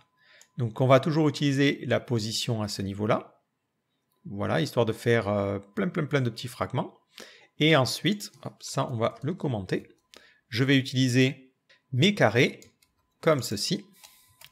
Et je vais leur passer comme taille. Plutôt que de passer progress, je vais leur passer alpha, alors c'est plutôt finalement notre dégradé, notre gradient. Comme ceci. Et vous voyez l'effet que ça donne. Notre dégradé va évoluer, et en évoluant, il fait grandir nos rectangles, et du coup, il les fait grandir, et ça donne cet effet-là. Donc comme je vous l'ai dit, c'est assez particulier, le GLSL, comme vous le voyez, ça fait intervenir beaucoup d'opérations mathématiques et il faut un petit peu ruser et tester des choses. Alors c'est pas forcément quelque chose qui vient de suite, j'ai passé beaucoup de temps à réfléchir sur cet effet pour obtenir les choses. D'ailleurs, je l'ai fait en live, donc certains ont pu attester, ça a été un petit peu compliqué, mais vraiment en posant les choses et en essayant de combiner des effets, on peut obtenir des trucs plutôt sympas. Alors ce qu'il nous faut faire maintenant, c'est vraiment le code JavaScript qui va permettre de faire fonctionner ce carrousel. Parce que là, on a réussi notre effet, on a utilisé simplement un sinus, mais en vrai, ce qu'on va faire, c'est qu'on va utiliser une progression. Donc on va utiliser un float qui va s'appeler uProgress, qui permettra de faire évoluer la progression. Et c'est cette progression-là que l'on va utiliser à la place de ce float-là. Donc ça, à la limite, je peux le commenter si j'ai besoin de le débugger. Et je vais lui dire que le float progress sera égal à uProgress. Cet uniforme n'existe pas, donc je vais aller le créer au niveau de mon main.js. Et je vais créer un nouvel uniforme et je vais l'appeler uProgress. Je vais lui dire que ça va s'appeler uProgress dans notre shader et ça sera un float qui aura comme valeur 0. En faisant évoluer cette valeur, je vais pouvoir passer d'un slide à un autre. Donc maintenant, on va attaquer la version purement JavaScript de notre problème. Donc on va se créer une classe qui va nous permettre de travailler un petit peu plus proprement à mon sens. Donc à la limite, on va peut-être tout commenter. Je sais, c'est un petit peu violent, mais au moins on va pouvoir repartir sur des bases simples. Voilà, donc je n'ai absolument rien qui s'affiche à mon écran. Et on est parti. Donc je vais créer une classe qui va s'appeler SlideShow. Cette classe, elle va avoir différentes propriétés. Donc d'abord, on va avoir l'index courant de notre élément. On va l'appeler 0. Ensuite, on aura le start time, c'est le point de démarrage de notre animation, la vitesse de transition, et on va avoir un isChanging qui permettra de savoir si on est en phase d'animation. Alors ça va être important parce que lorsque une animation n'est pas déroulée, par exemple quand on a passé d'un slide à l'autre, on va pouvoir demander à Curtain de ne pas faire de rendu, parce que c'est inutile de faire un rendu, étant donné qu'on n'a rien à animer. Donc si on peut économiser en performance, ce serait plutôt pas mal. Ensuite, on va créer un constructeur. On va lui passer en paramètre l'élément que l'on souhaite transformer en carrousel. Donc là, ça va être un paramètre qui sera de type HTML element. Donc ce qu'on va faire, c'est qu'on va tout simplement reprendre un petit peu ce que l'on avait fait ici. Donc cette instance de Curtain, je vais peut-être en avoir besoin ailleurs, donc je vais aller la définir ici, je vais lui dire, je vais avoir une propriété qui sera une instance de Curtains, et elle va s'appeler Curtain. Je vais ensuite la créer ici, en faisant this.curtain égale new curtains. Au niveau du container, je vais un petit peu tricher ici, je vais lui donner carrément le document.body. Voilà, je ne vais pas m'embêter. Ensuite, je lui passe le pixel ratio, voilà, comme on l'avait ici. Paf. Maintenant, je vais avoir besoin d'utiliser ce carrousel-là, donc je vais faire un new slide show, et je vais lui passer l'élément. Donc l'élément HTML, ça va être document.querySelector, et ça sera l'élément qui a l'ID slideshow. Pof. Si je regarde ma structure HTML, on voit qu'on a un canevas qui a été rajouté, qui a été directement rajouté ici. Donc si vous voulez les styliser correctement, vous pouvez lui dire tous les canevas qui sont enfants de body. Voilà, je veux qu'ils aient cet effet-là. Au moins, ils sont positionnés convenablement. Je reviens maintenant dans mon main.js. Donc notre curtain a été créé et je vais pouvoir créer mon plan. Donc je vais faire un nouveau plan. Donc on fait const plane égale new plane. Je vais lui passer l'instance de curtain. Ça c'est plutôt cool. L'élément, donc l'élément c'est ce qu'on reçoit en paramètres et les options. Donc je vais utiliser le fragment shader ID. Comme je vous l'ai dit, vous pouvez utiliser un élément externe ou directement utiliser les ID. Moi je vais utiliser les ID parce que c'est le plus simple, donc ça tombe bien. Et ensuite je vais lui donner, c'est ce qu'on avait en bas, hein, tout simplement. Voilà. Je vais en même temps en profiter pour lui passer les uniformes. Tout ce qu'on avait fait, c'était très bien. Il n'y a rien à changer à ce niveau-là. Peut-être le uTime ne sera pas forcément nécessaire, vu qu'on va utiliser une progression qu'on enverra au JS. Ça peut être intéressant de le laisser pour des valeurs de debug, mais nous, ici, on n'en aura pas besoin. Et la résolution, on va la garder, sachant qu'elle ne change pas. Donc on voit que notre élément est bien placé. Alors il est positionné avec un léger décalage, parce que par défaut, le body a un margin et un padding. Ça, en vrai, c'est pas quelque chose qu'on veut, donc... Là, on met directement body, margin 0, padding 0, et comme ça, notre élément est pile poil positionné convenablement. Une fois que notre truc est bien démarré, on va tout de suite désactiver le rendering. C'est-à-dire qu'on va lui dire, arrête de dessiner, ça sert à rien, parce que finalement, on n'a pas de changement. Je vais lui dire, par contre, au niveau du plane, quand on a un rendu, je veux que tu appelles une fonction qui va s'appeler render, qui sera disponible au niveau de mon objet. Donc cette fonction, je vais tout de suite la créer, donc ça sera une fonction qui va s'appeler render, et qui pour l'instant ne fera absolument rien. Ce que je vais aussi rajouter, c'est peut-être un petit peu de code en lui disant que quand on a un redimensionnement, je veux que tu écoutes le resize et je vais lancer une fonction qui va se charger de changer l'uniforme. Donc je fais un plain.uniforms. Je vais prendre l'uniforme qui s'appelle uRésolution et la valeur, ça sera un tableau de taille 2 vu qu'on avait dit que c'était un vecteur 2 et on va lui passer le element.clientWidth. Donc c'est la largeur de mon élément, et le element.clientHeight. Ça permet de mettre à jour la résolution dans notre shader en fonction de la taille de la fenêtre. Maintenant, il me faut un petit bouton pour pouvoir avancer à droite ou à gauche. Donc il va me falloir créer un petit bouton. Alors je vais me créer une fonction pour créer des boutons parce que j'ai pas envie de répéter le code, vu qu'on a un bouton précédent et un bouton suivant. Donc je vais créer un bouton. Je vais lui donner un texte particulier, donc ça sera le texte. Et je lui donnerai une méthode à appeler au clic. Pour l'instant, je pense que j'aurai besoin que de ça. Je vais créer donc mon bouton en faisant un document.createElementButton. Ensuite, je vais lui donner un listener. Donc, je vais lui dire quand tu cliques, il faut que tu appelles la méthode onClick que tu recevras en paramètre. Et je vais lui dire le inner text de ce bouton-là, ça sera tout simplement le texte.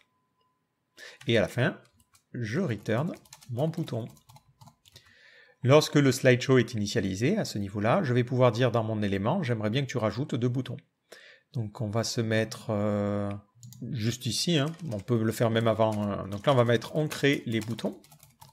Donc on fera un const next button égale create button et on l'appellera suivant.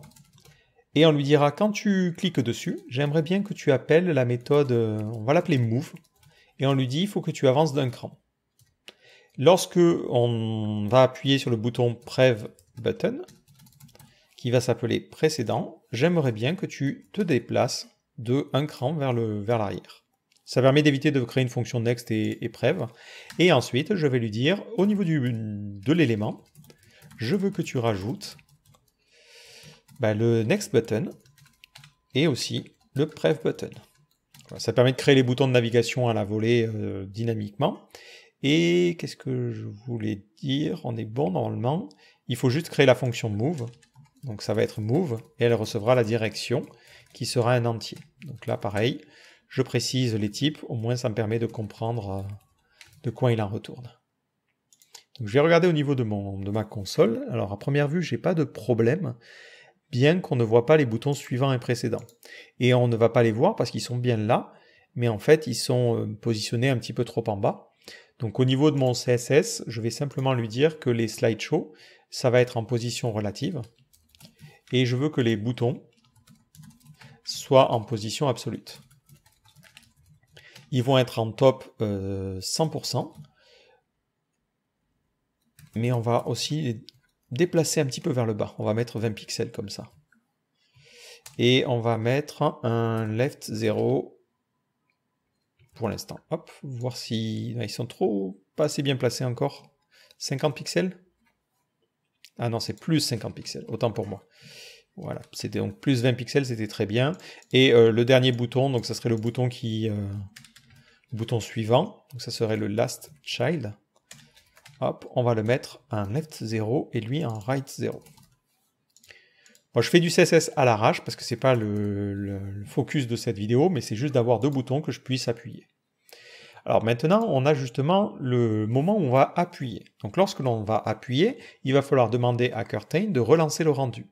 Et vu qu'il lance le rendu, il va falloir qu'il incrémente le start time pour pouvoir faire avancer notre animation. Et il enverra le uProgress qui permettra de déclencher l'animation. Donc au niveau de notre move ici, on va simplement pour l'instant se contenter de faire un this.curtain et on va lui demander de faire un enable drawing. Et on fera aussi une réinitialisation du start time. Et on lui dira que ça sera date.no. Automatiquement, le rendu va être appelé. Donc ici, je vais lui dire de faire un this.curtain.planes. Je vais prendre le premier plan parce qu'il n'y en a qu'un seul. Et je vais lui demander de modifier l'uniforme qui s'appelle uProgress. Et je vais lui demander de rajouter, comme on l'a fait tout à l'heure, date.no, auquel on soustrait le point de démarrage, this start time. Donc je sauvegarde, j'ai ici une petite erreur au niveau de ma console, il me dit qu'il n'arrive pas à lire length of undefined. Donc il est possible que Non, en fait, c'est que j'ai oublié value, autant pour moi. Donc je sauvegarde, et dès que je change la page, je vois que l'image a changé. Pourquoi? Parce qu'il fait quand même un rendu initialement. Donc on va lui dire, si start time est égal à 0, c'est effectivement le cas lors du premier rendu, fais un return, c'est-à-dire t'occupe de rien, ne change rien. Et là, on a bien notre image initiale. Je clique sur suivant, et on a directement notre image suivante. Parce qu'on lui passe ici le temps. Mais nous, il faudrait qu'on lui passe une progression qui aille de 0 à 1. Donc le temps, on va le diviser, ici, par la vitesse. Comme ceci. Si je clique sur suivant maintenant, on voit bien qu'on a notre effet. Alors par contre, en vrai, ça va continuer à progresser.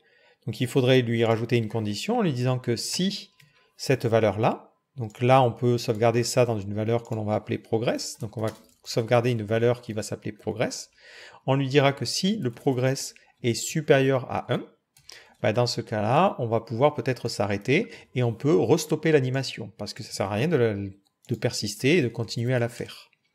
Donc là, on va donner progress, voilà. Et ici, je peux faire un this.curtain.disableDrawing. Si je fais un console.log de render, vous allez voir ce qui va se passer. Initialement, j'ai 3 rendus qui vont se faire. Je clique sur suivant, plein de rendus, et à la fin, plus de rendus, parce que l'image a changé, et ça reste immobile. Si je reclique sur suivant, vous pouvez imaginer ce qui va se passer, on retombe sur la première animation. Alors, là, on a plusieurs manières de faire les choses. Soit on va créer tout plein de textures qui correspondent aux différentes images, soit ce que l'on peut faire, c'est se contenter ici d'inverser les deux textures. Nous, on a 2 textures, on a le Active et le Next. Donc à la fin de l'animation, il va falloir inverser les textures, dire que la texture qui était en Next devient la texture courante, et la texture suivante va devenir la texture Next. Si vous voulez regarder un petit peu de quoi il en retourne, on peut loguer ici visCurtain, voilà, et on va voir qu'on a plein de choses, et on a notamment, normalement, les textures. Alors, à mon avis, elles ne sont pas directement ici, elles sont dans Plane. Plane. Voilà, on a nos plans, et dans notre plan, on va avoir nos images. Donc, pour l'instant, on n'en a que 2. Et on va aussi avoir, si on descend un petit peu, nos textures. Si j'en crée plusieurs, donc on va revenir dans notre index.html, et on va rajouter 3 images, enfin 2 images, 3 et 4, voilà. Celles-là, on ne leur donne pas de data sampler, sinon ça va poser des problèmes. Hop. Si maintenant je regarde ma structure de curtains, je vais bien avoir au niveau du plan, 0, voilà, image on en a bien 4, et les textures on en a 4 parce qu'il en crée automatiquement. Donc les 2 premières, on va en avoir, si on les inspecte, je ne sais pas si on peut voir facilement, voilà, on voit bien le sampler name qui a été automatiquement appliqué parce qu'on a mis un data sampler. Par contre, pour les images 2 et 3, qui n'ont pas forcément de nom, c'est lui qui va mettre un sampler particulier automatiquement. Mais nous, on ne va pas s'en occuper parce que finalement, on va alterner les textures en se basant simplement sur les 2 premières. Voilà, parce que ce sont les seules finalement qui sont utilisées par notre shader. Au niveau de notre main.js, donc lorsque on fait notre rendu, il n'y a pas de souci. On aimerait bien, à la fin de notre progression, inverser les textures. Donc à ce niveau-là, il faudra simplement modifier la valeur de courant index et lui dire qu'on incrémente ou qu'on décrémente suivant la direction. Donc j'ai besoin de connaître la direction de notre animation, donc je vais créer une propriété direction. Je vais lui donner comme valeur 1 ici. Et cette valeur-là, je vais la faire varier en fonction de cette direction-là. Donc ici, je mettrai un this.direction et je lui dirai que ça sera égal à la direction. J'incrémente ou je décrémente la valeur en faisant this.courantIndex plus égal this.direction. Je vais quand même mettre un petit garde-fou en lui disant que si l'index courant est supérieur au nombre d'images, ben, il y a un problème. Alors moi, ce que j'aime bien faire pour éviter de m'embêter à écrire ça systématiquement, c'est que je m'écris une fonction, voilà, qui va s'appeler constraint, et je lui donne une valeur et la limite. Si la valeur dépasse la limite, il la réinitialise correctement. Donc si la valeur est supérieure à la limite, dans ce cas-là, il retourne 0. Sinon, si la valeur est inférieure à 0, ben dans ce cas-là, il faut que la valeur soit égale à la limite. Et enfin, sinon, tu retournes simplement la valeur. Je préfère faire ça parce que c'est toujours le truc qu'on a besoin de faire. Vous savez, quand on incrémente un tableau, au bout d'un moment, on a envie de revenir à l'étape 0. Donc plutôt que de s'embêter, au moins là, on l'a une bonne fois pour toutes. Donc là, j'ai mon courant index. Ensuite, je fais un vis.courrentIndex égale constraint. À la limite, je peux faire ça. Voilà. Donc plus ça. Et je veux que la limite, c'est-à-dire le nombre d'éléments que je peux parcourir, c'est le nombre d'images qu'il y a dans mon plan. Et pour éviter de répéter le plan plein de fois, je vais créer une constante qu'on va appeler plane. Ça sera égal à ça. Et ensuite, je vais utiliser cette constante-là. Donc si je veux le nombre d'images, ça sera plane.images.length. Et on n'oublie pas de retirer le -1. Donc ça va me permettre de connaître finalement l'index de l'élément sur lequel je suis. Donc si je clique sur suivant, lorsque la progression aura fini, je suis maintenant à l'index 1, alors que j'étais à l'index 0. Et du coup, je peux faire mon switch de texture. Donc je vais faire un plane.textures. Je vais prendre la texture à l'index 0 et je vais lui demander de faire un setSource pour changer la source. Et je vais lui donner comme image une de mes images et je vais prendre l'image qui est à l'index courant, le nouvel index courant justement. Ensuite, je fais un vis.startTime, je reprends le startTime à 0, donc je le réinitialise, histoire de re-rentrer dans cette condition si jamais il y a des rendus supplémentaires qui se font sans que je le veuille, et je peux au niveau de mon plan changer l'uniforme de progression et le repasser à 0. Donc je fais un u.progress.value égale 0. Je sauvegarde, je clique sur suivant, notre transition se fait, et à la fin j'ai bien mon chien. Quand je me déplace ici, il va falloir que je trouve l'index suivant pour changer la texture. Pour pouvoir lui dire la texture suivante, il faut que ça soit le chien, parce que si je clique sur suivant, ben, il ne va rien se passer. Si ce n'est à la fin qu'on a notre changement de texture. Autre petit détail, lorsque je réactualise la page et que je clique sur suivant, il ne faut pas que je puisse continuer à appuyer tant que l'animation se déroule. Du coup, ici, je vais mettre un vis.isChanging, je vais préciser que c'est à true. Je suis en train de faire une animation, et lorsque l'animation a fini, ici, je la repasse à false, comme ça évite de faire n'importe quoi, et je lui dis que si on a isChanging qui est à true, je return, le bouton devient complètement désactivé. Comme ça, si je clique sur suivant comme un bourrin, ça fait rien. J'ai besoin de calculer l'index suivant, donc j'ai besoin basiquement de refaire le calcul que j'ai fait là. Voilà. Alors sauf que je ne vais pas sauvegarder la valeur, j'ai juste besoin de la garder dans une variable, on va l'appeler nextIndex. Ça me permet de prévoir à l'avance l'index qui est censé s'afficher. Je fais une contrainte de ça va être la direction que tu reçois, et ça va être... alors je vais avoir besoin du plane aussi, donc on va faire plane égale vis.curtain.planes, et je vais récupérer le plan à l'index 0. Ce plan, j'ai besoin du nombre d'images pour pouvoir connaître la taille. Maintenant que j'ai ce nextIndex, je vais pouvoir utiliser mes textures et changer la source. Donc pour les textures, je fais plane.textures, c'est la seconde texture, ça sera toujours la seconde texture, et je vais lui demander de faire un setSource, et je vais changer la source pour mettre l'image, donc ça sera plane.image qui se trouve au nextIndex. Ce qui permet de changer l'image suivante et de faire en sorte que ça fonctionne convenablement. Je sauvegarde, je clique sur suivant, ça fonctionne bien, je reclique sur suivant, et on voit qu'on a notre effet de transition. Alors par contre, si vous essayez de continuer à avancer, vous allez voir un truc qui est un petit peu dérangeant, c'est qu'à un bout d'un moment, l'animation elle semble plus vraiment se dérouler, puis elle reprend. Alors, d'après mon expérimentation, c'est le fait qu'on joue avec des textures qui sont déjà utilisées et ça pose un petit problème. Donc une meilleure solution, c'est d'utiliser de nouvelles textures qui vont servir à l'active et à l'état inactif. Donc pour créer de nouvelles textures, il suffit au niveau de la partie de démarrage de faire un plane et d'écouter le onLoading. On va lancer un callback et dans ce callback, on va pouvoir effectuer des opérations. Au niveau de ce callback, on va créer deux propriétés. Une première qui sera le ActiveTexture et on fera un plane.createTexture. Ensuite, on lui passe des options de texture. Donc on va donner un sampler. Je vais mettre le nom que moi j'avais décidé de mettre à ce niveau-là. Donc c'était uActiveTexture, comme ceci. Et je vais lui préciser que par défaut, cette texture, je veux qu'elle utilise la première. Donc ça sera la texture à l'index 0. Je vais faire la même chose pour la next texture. comme ceci. Et on l'avait appelé uNextTexture. Donc je sauvegarde, ça me donne toujours le même résultat. Et l'avantage, c'est qu'au niveau de mon HTML, je peux retirer le data sampler. Ça me permet d'avoir un HTML qui est peut-être un petit peu plus simple. Maintenant, au niveau de mon code, lorsque j'avais besoin de changer une texture, plutôt que d'utiliser une texture existante, je vais utiliser celle que j'ai créée.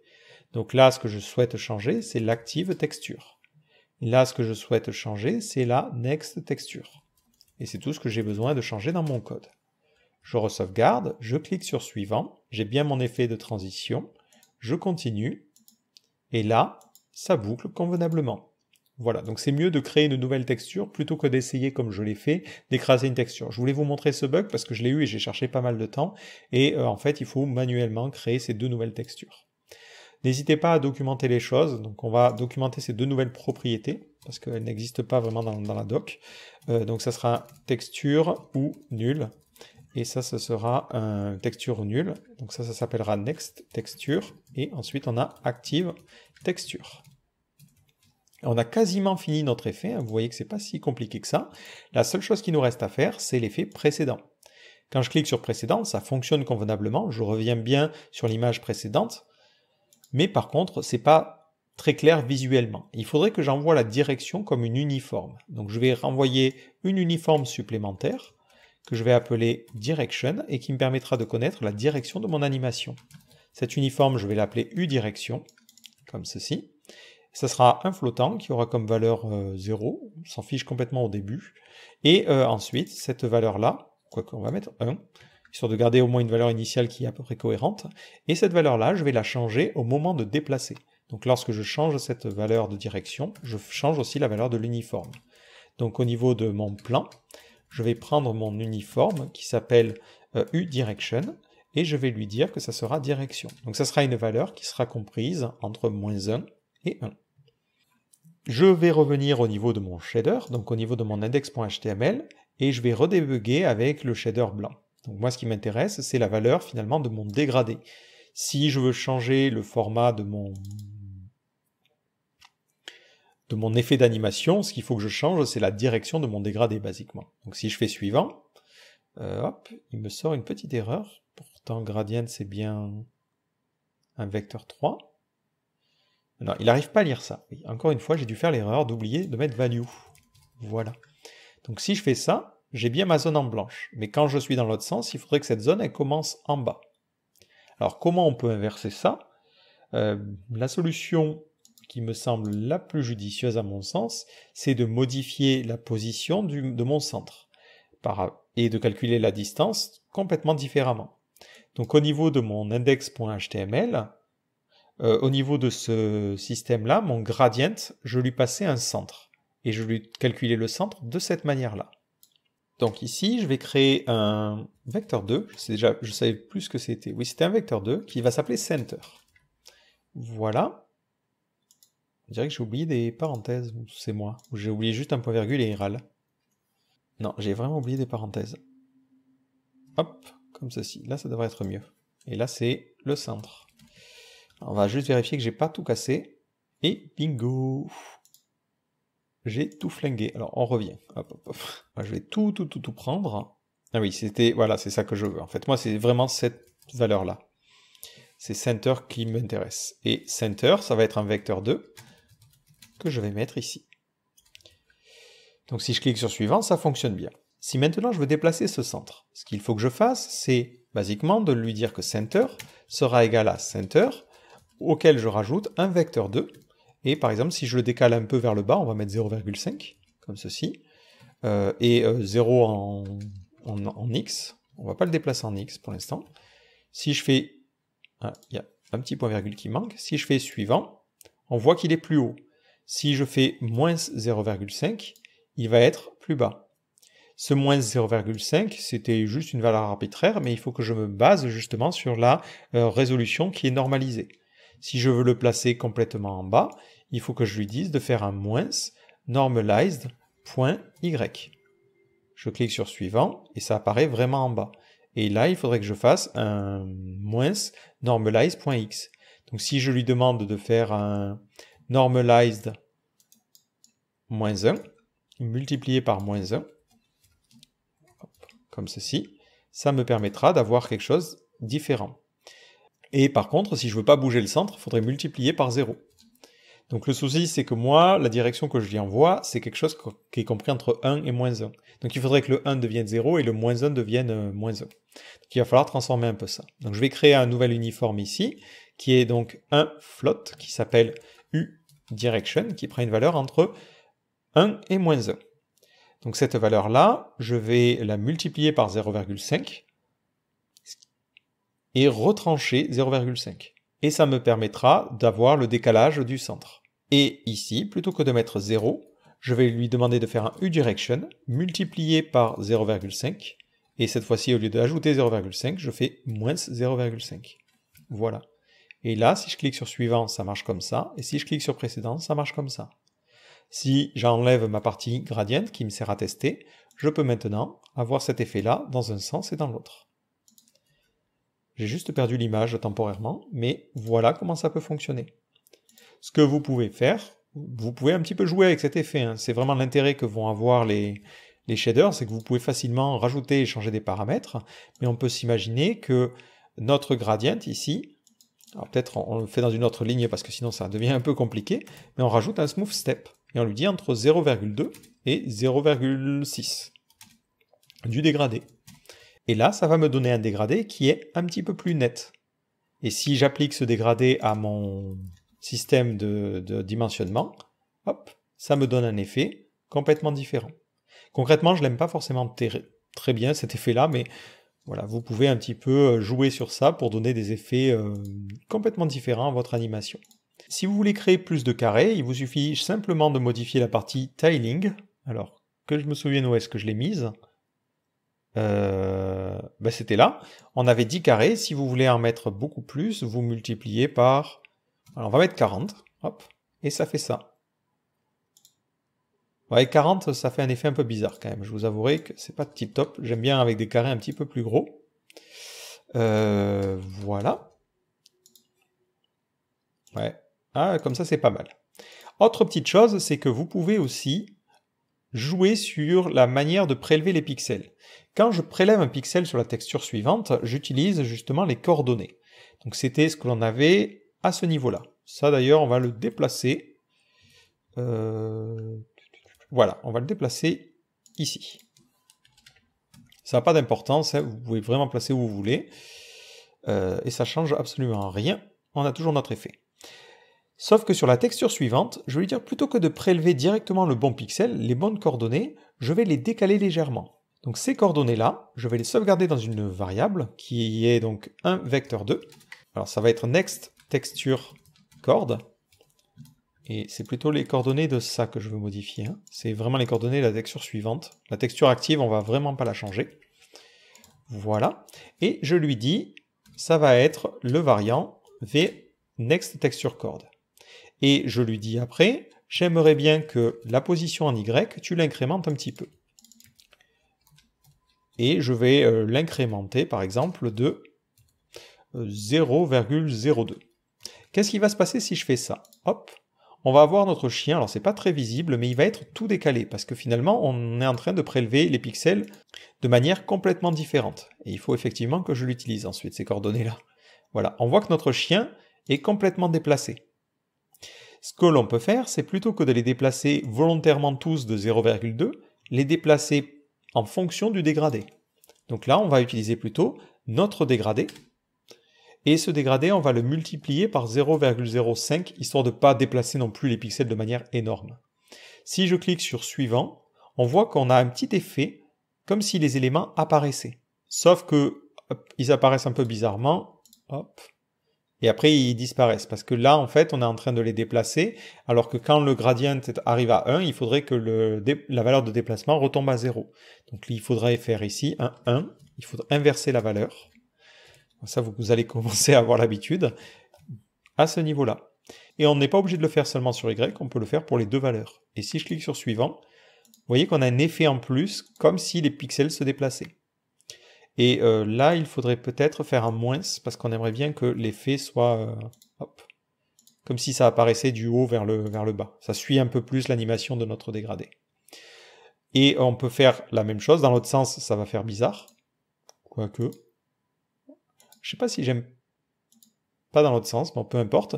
Et je pourrais aussi multiplier ici par le U direction, qui est notre direction, qui vaut 1 ou moins 1. Et ça me permet d'avoir un effet qui suit vraiment le mouvement de notre carrousel. Donc il y a vraiment beaucoup d'exemples que l'on peut faire et beaucoup de choses.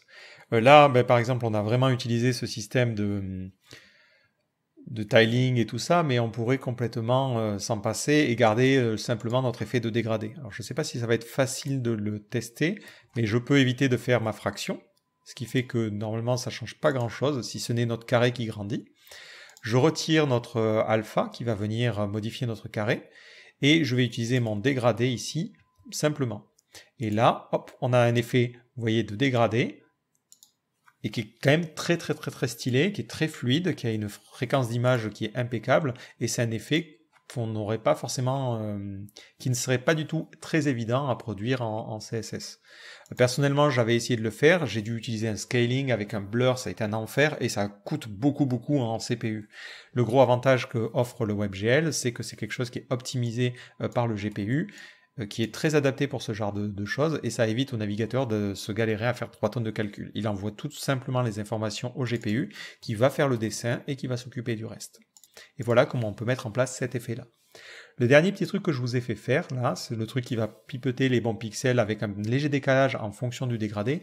C'est exactement ce qu'ils ont fait pour l'exemple que je vous avais montré au tout début. Si on repart dans la partie Getting Started, on va dans la partie... Alors, c'est pas Getting Started, c'est dans les exemples. Oui, non, c'est là. Useful Example. On a le Slideshow with Displacement Shader. En fait, ce qu'ils vont faire, c'est qu'ils ont une texture qui permet de définir de combien de pixels ils doivent décaler les images. Et c'est ça qui fait cet effet-là. Si vous regardez le code source, vous avez le code source de toutes les démos, ça c'est très bien pour apprendre, vous allez voir que ce qu'il va utiliser, donc c'est carrément 2 crans au-dessus, donc c'est un cran au-dessus, c'est là, un cran au-dessus, c'est là. Voilà, c'est cette image-là qui est une sorte de bruit, et il utilise ce bruit en fait pour déterminer de combien de pixels il doit décaler les prélèvements d'images, et c'est ça qui permet de faire ces effets de transition plutôt intéressants. Donc c'est assez subtil, mais c'est plutôt intéressant comme effet. Et pareil, ça j'arrive pas à trouver où est-ce qu'il l'utilise. Je sais pas du tout quel exemple contient ça. Ah, c'est peut-être celle-là. Je clique pour entrer, je clique. Voilà l'effet que ça peut donner. Donc c'est un effet que je trouve vraiment personnellement super intéressant, et c'est simplement basé sur ce fameux vertex shader. En fait, suivant la couleur, il décide de faire un déplacement de la gauche vers la droite ou du haut vers le bas, et ça crée cet effet de transition. N'hésitez pas vraiment à surveiller les petites démos, ça peut vous inspirer, vous donner des idées. Donc l'objectif à travers cette vidéo, c'était vraiment de vous donner un premier aperçu de ce que sont les shaders et ce que ça peut permettre en termes de possibilités. C'est pas forcément quelque chose qui est très simple d'appréhender, vous l'avez vu, il y a beaucoup de techniques, ça fait intervenir quand même pas mal de mathématiques. Faut poser les choses pour arriver à faire des calculs corrects et arriver à trouver nos bonnes valeurs. Mais une fois qu'on a une idée, on peut itérer assez rapidement et obtenir un résultat qui est vraiment sympa. L'avantage aussi, c'est que vous pouvez prévoir ça de manière complètement optionnelle. Vous avez une méthode on-error sur Curtain qui vous permet de détecter une erreur. Donc si par exemple un navigateur ne supporterait pas ça, vous pouvez faire un fallback vers un carrousel plus classique qui utiliserait des effets plus simples. Et pour les personnes qui auront cette possibilité d'utiliser le WebGL, utilisez ça.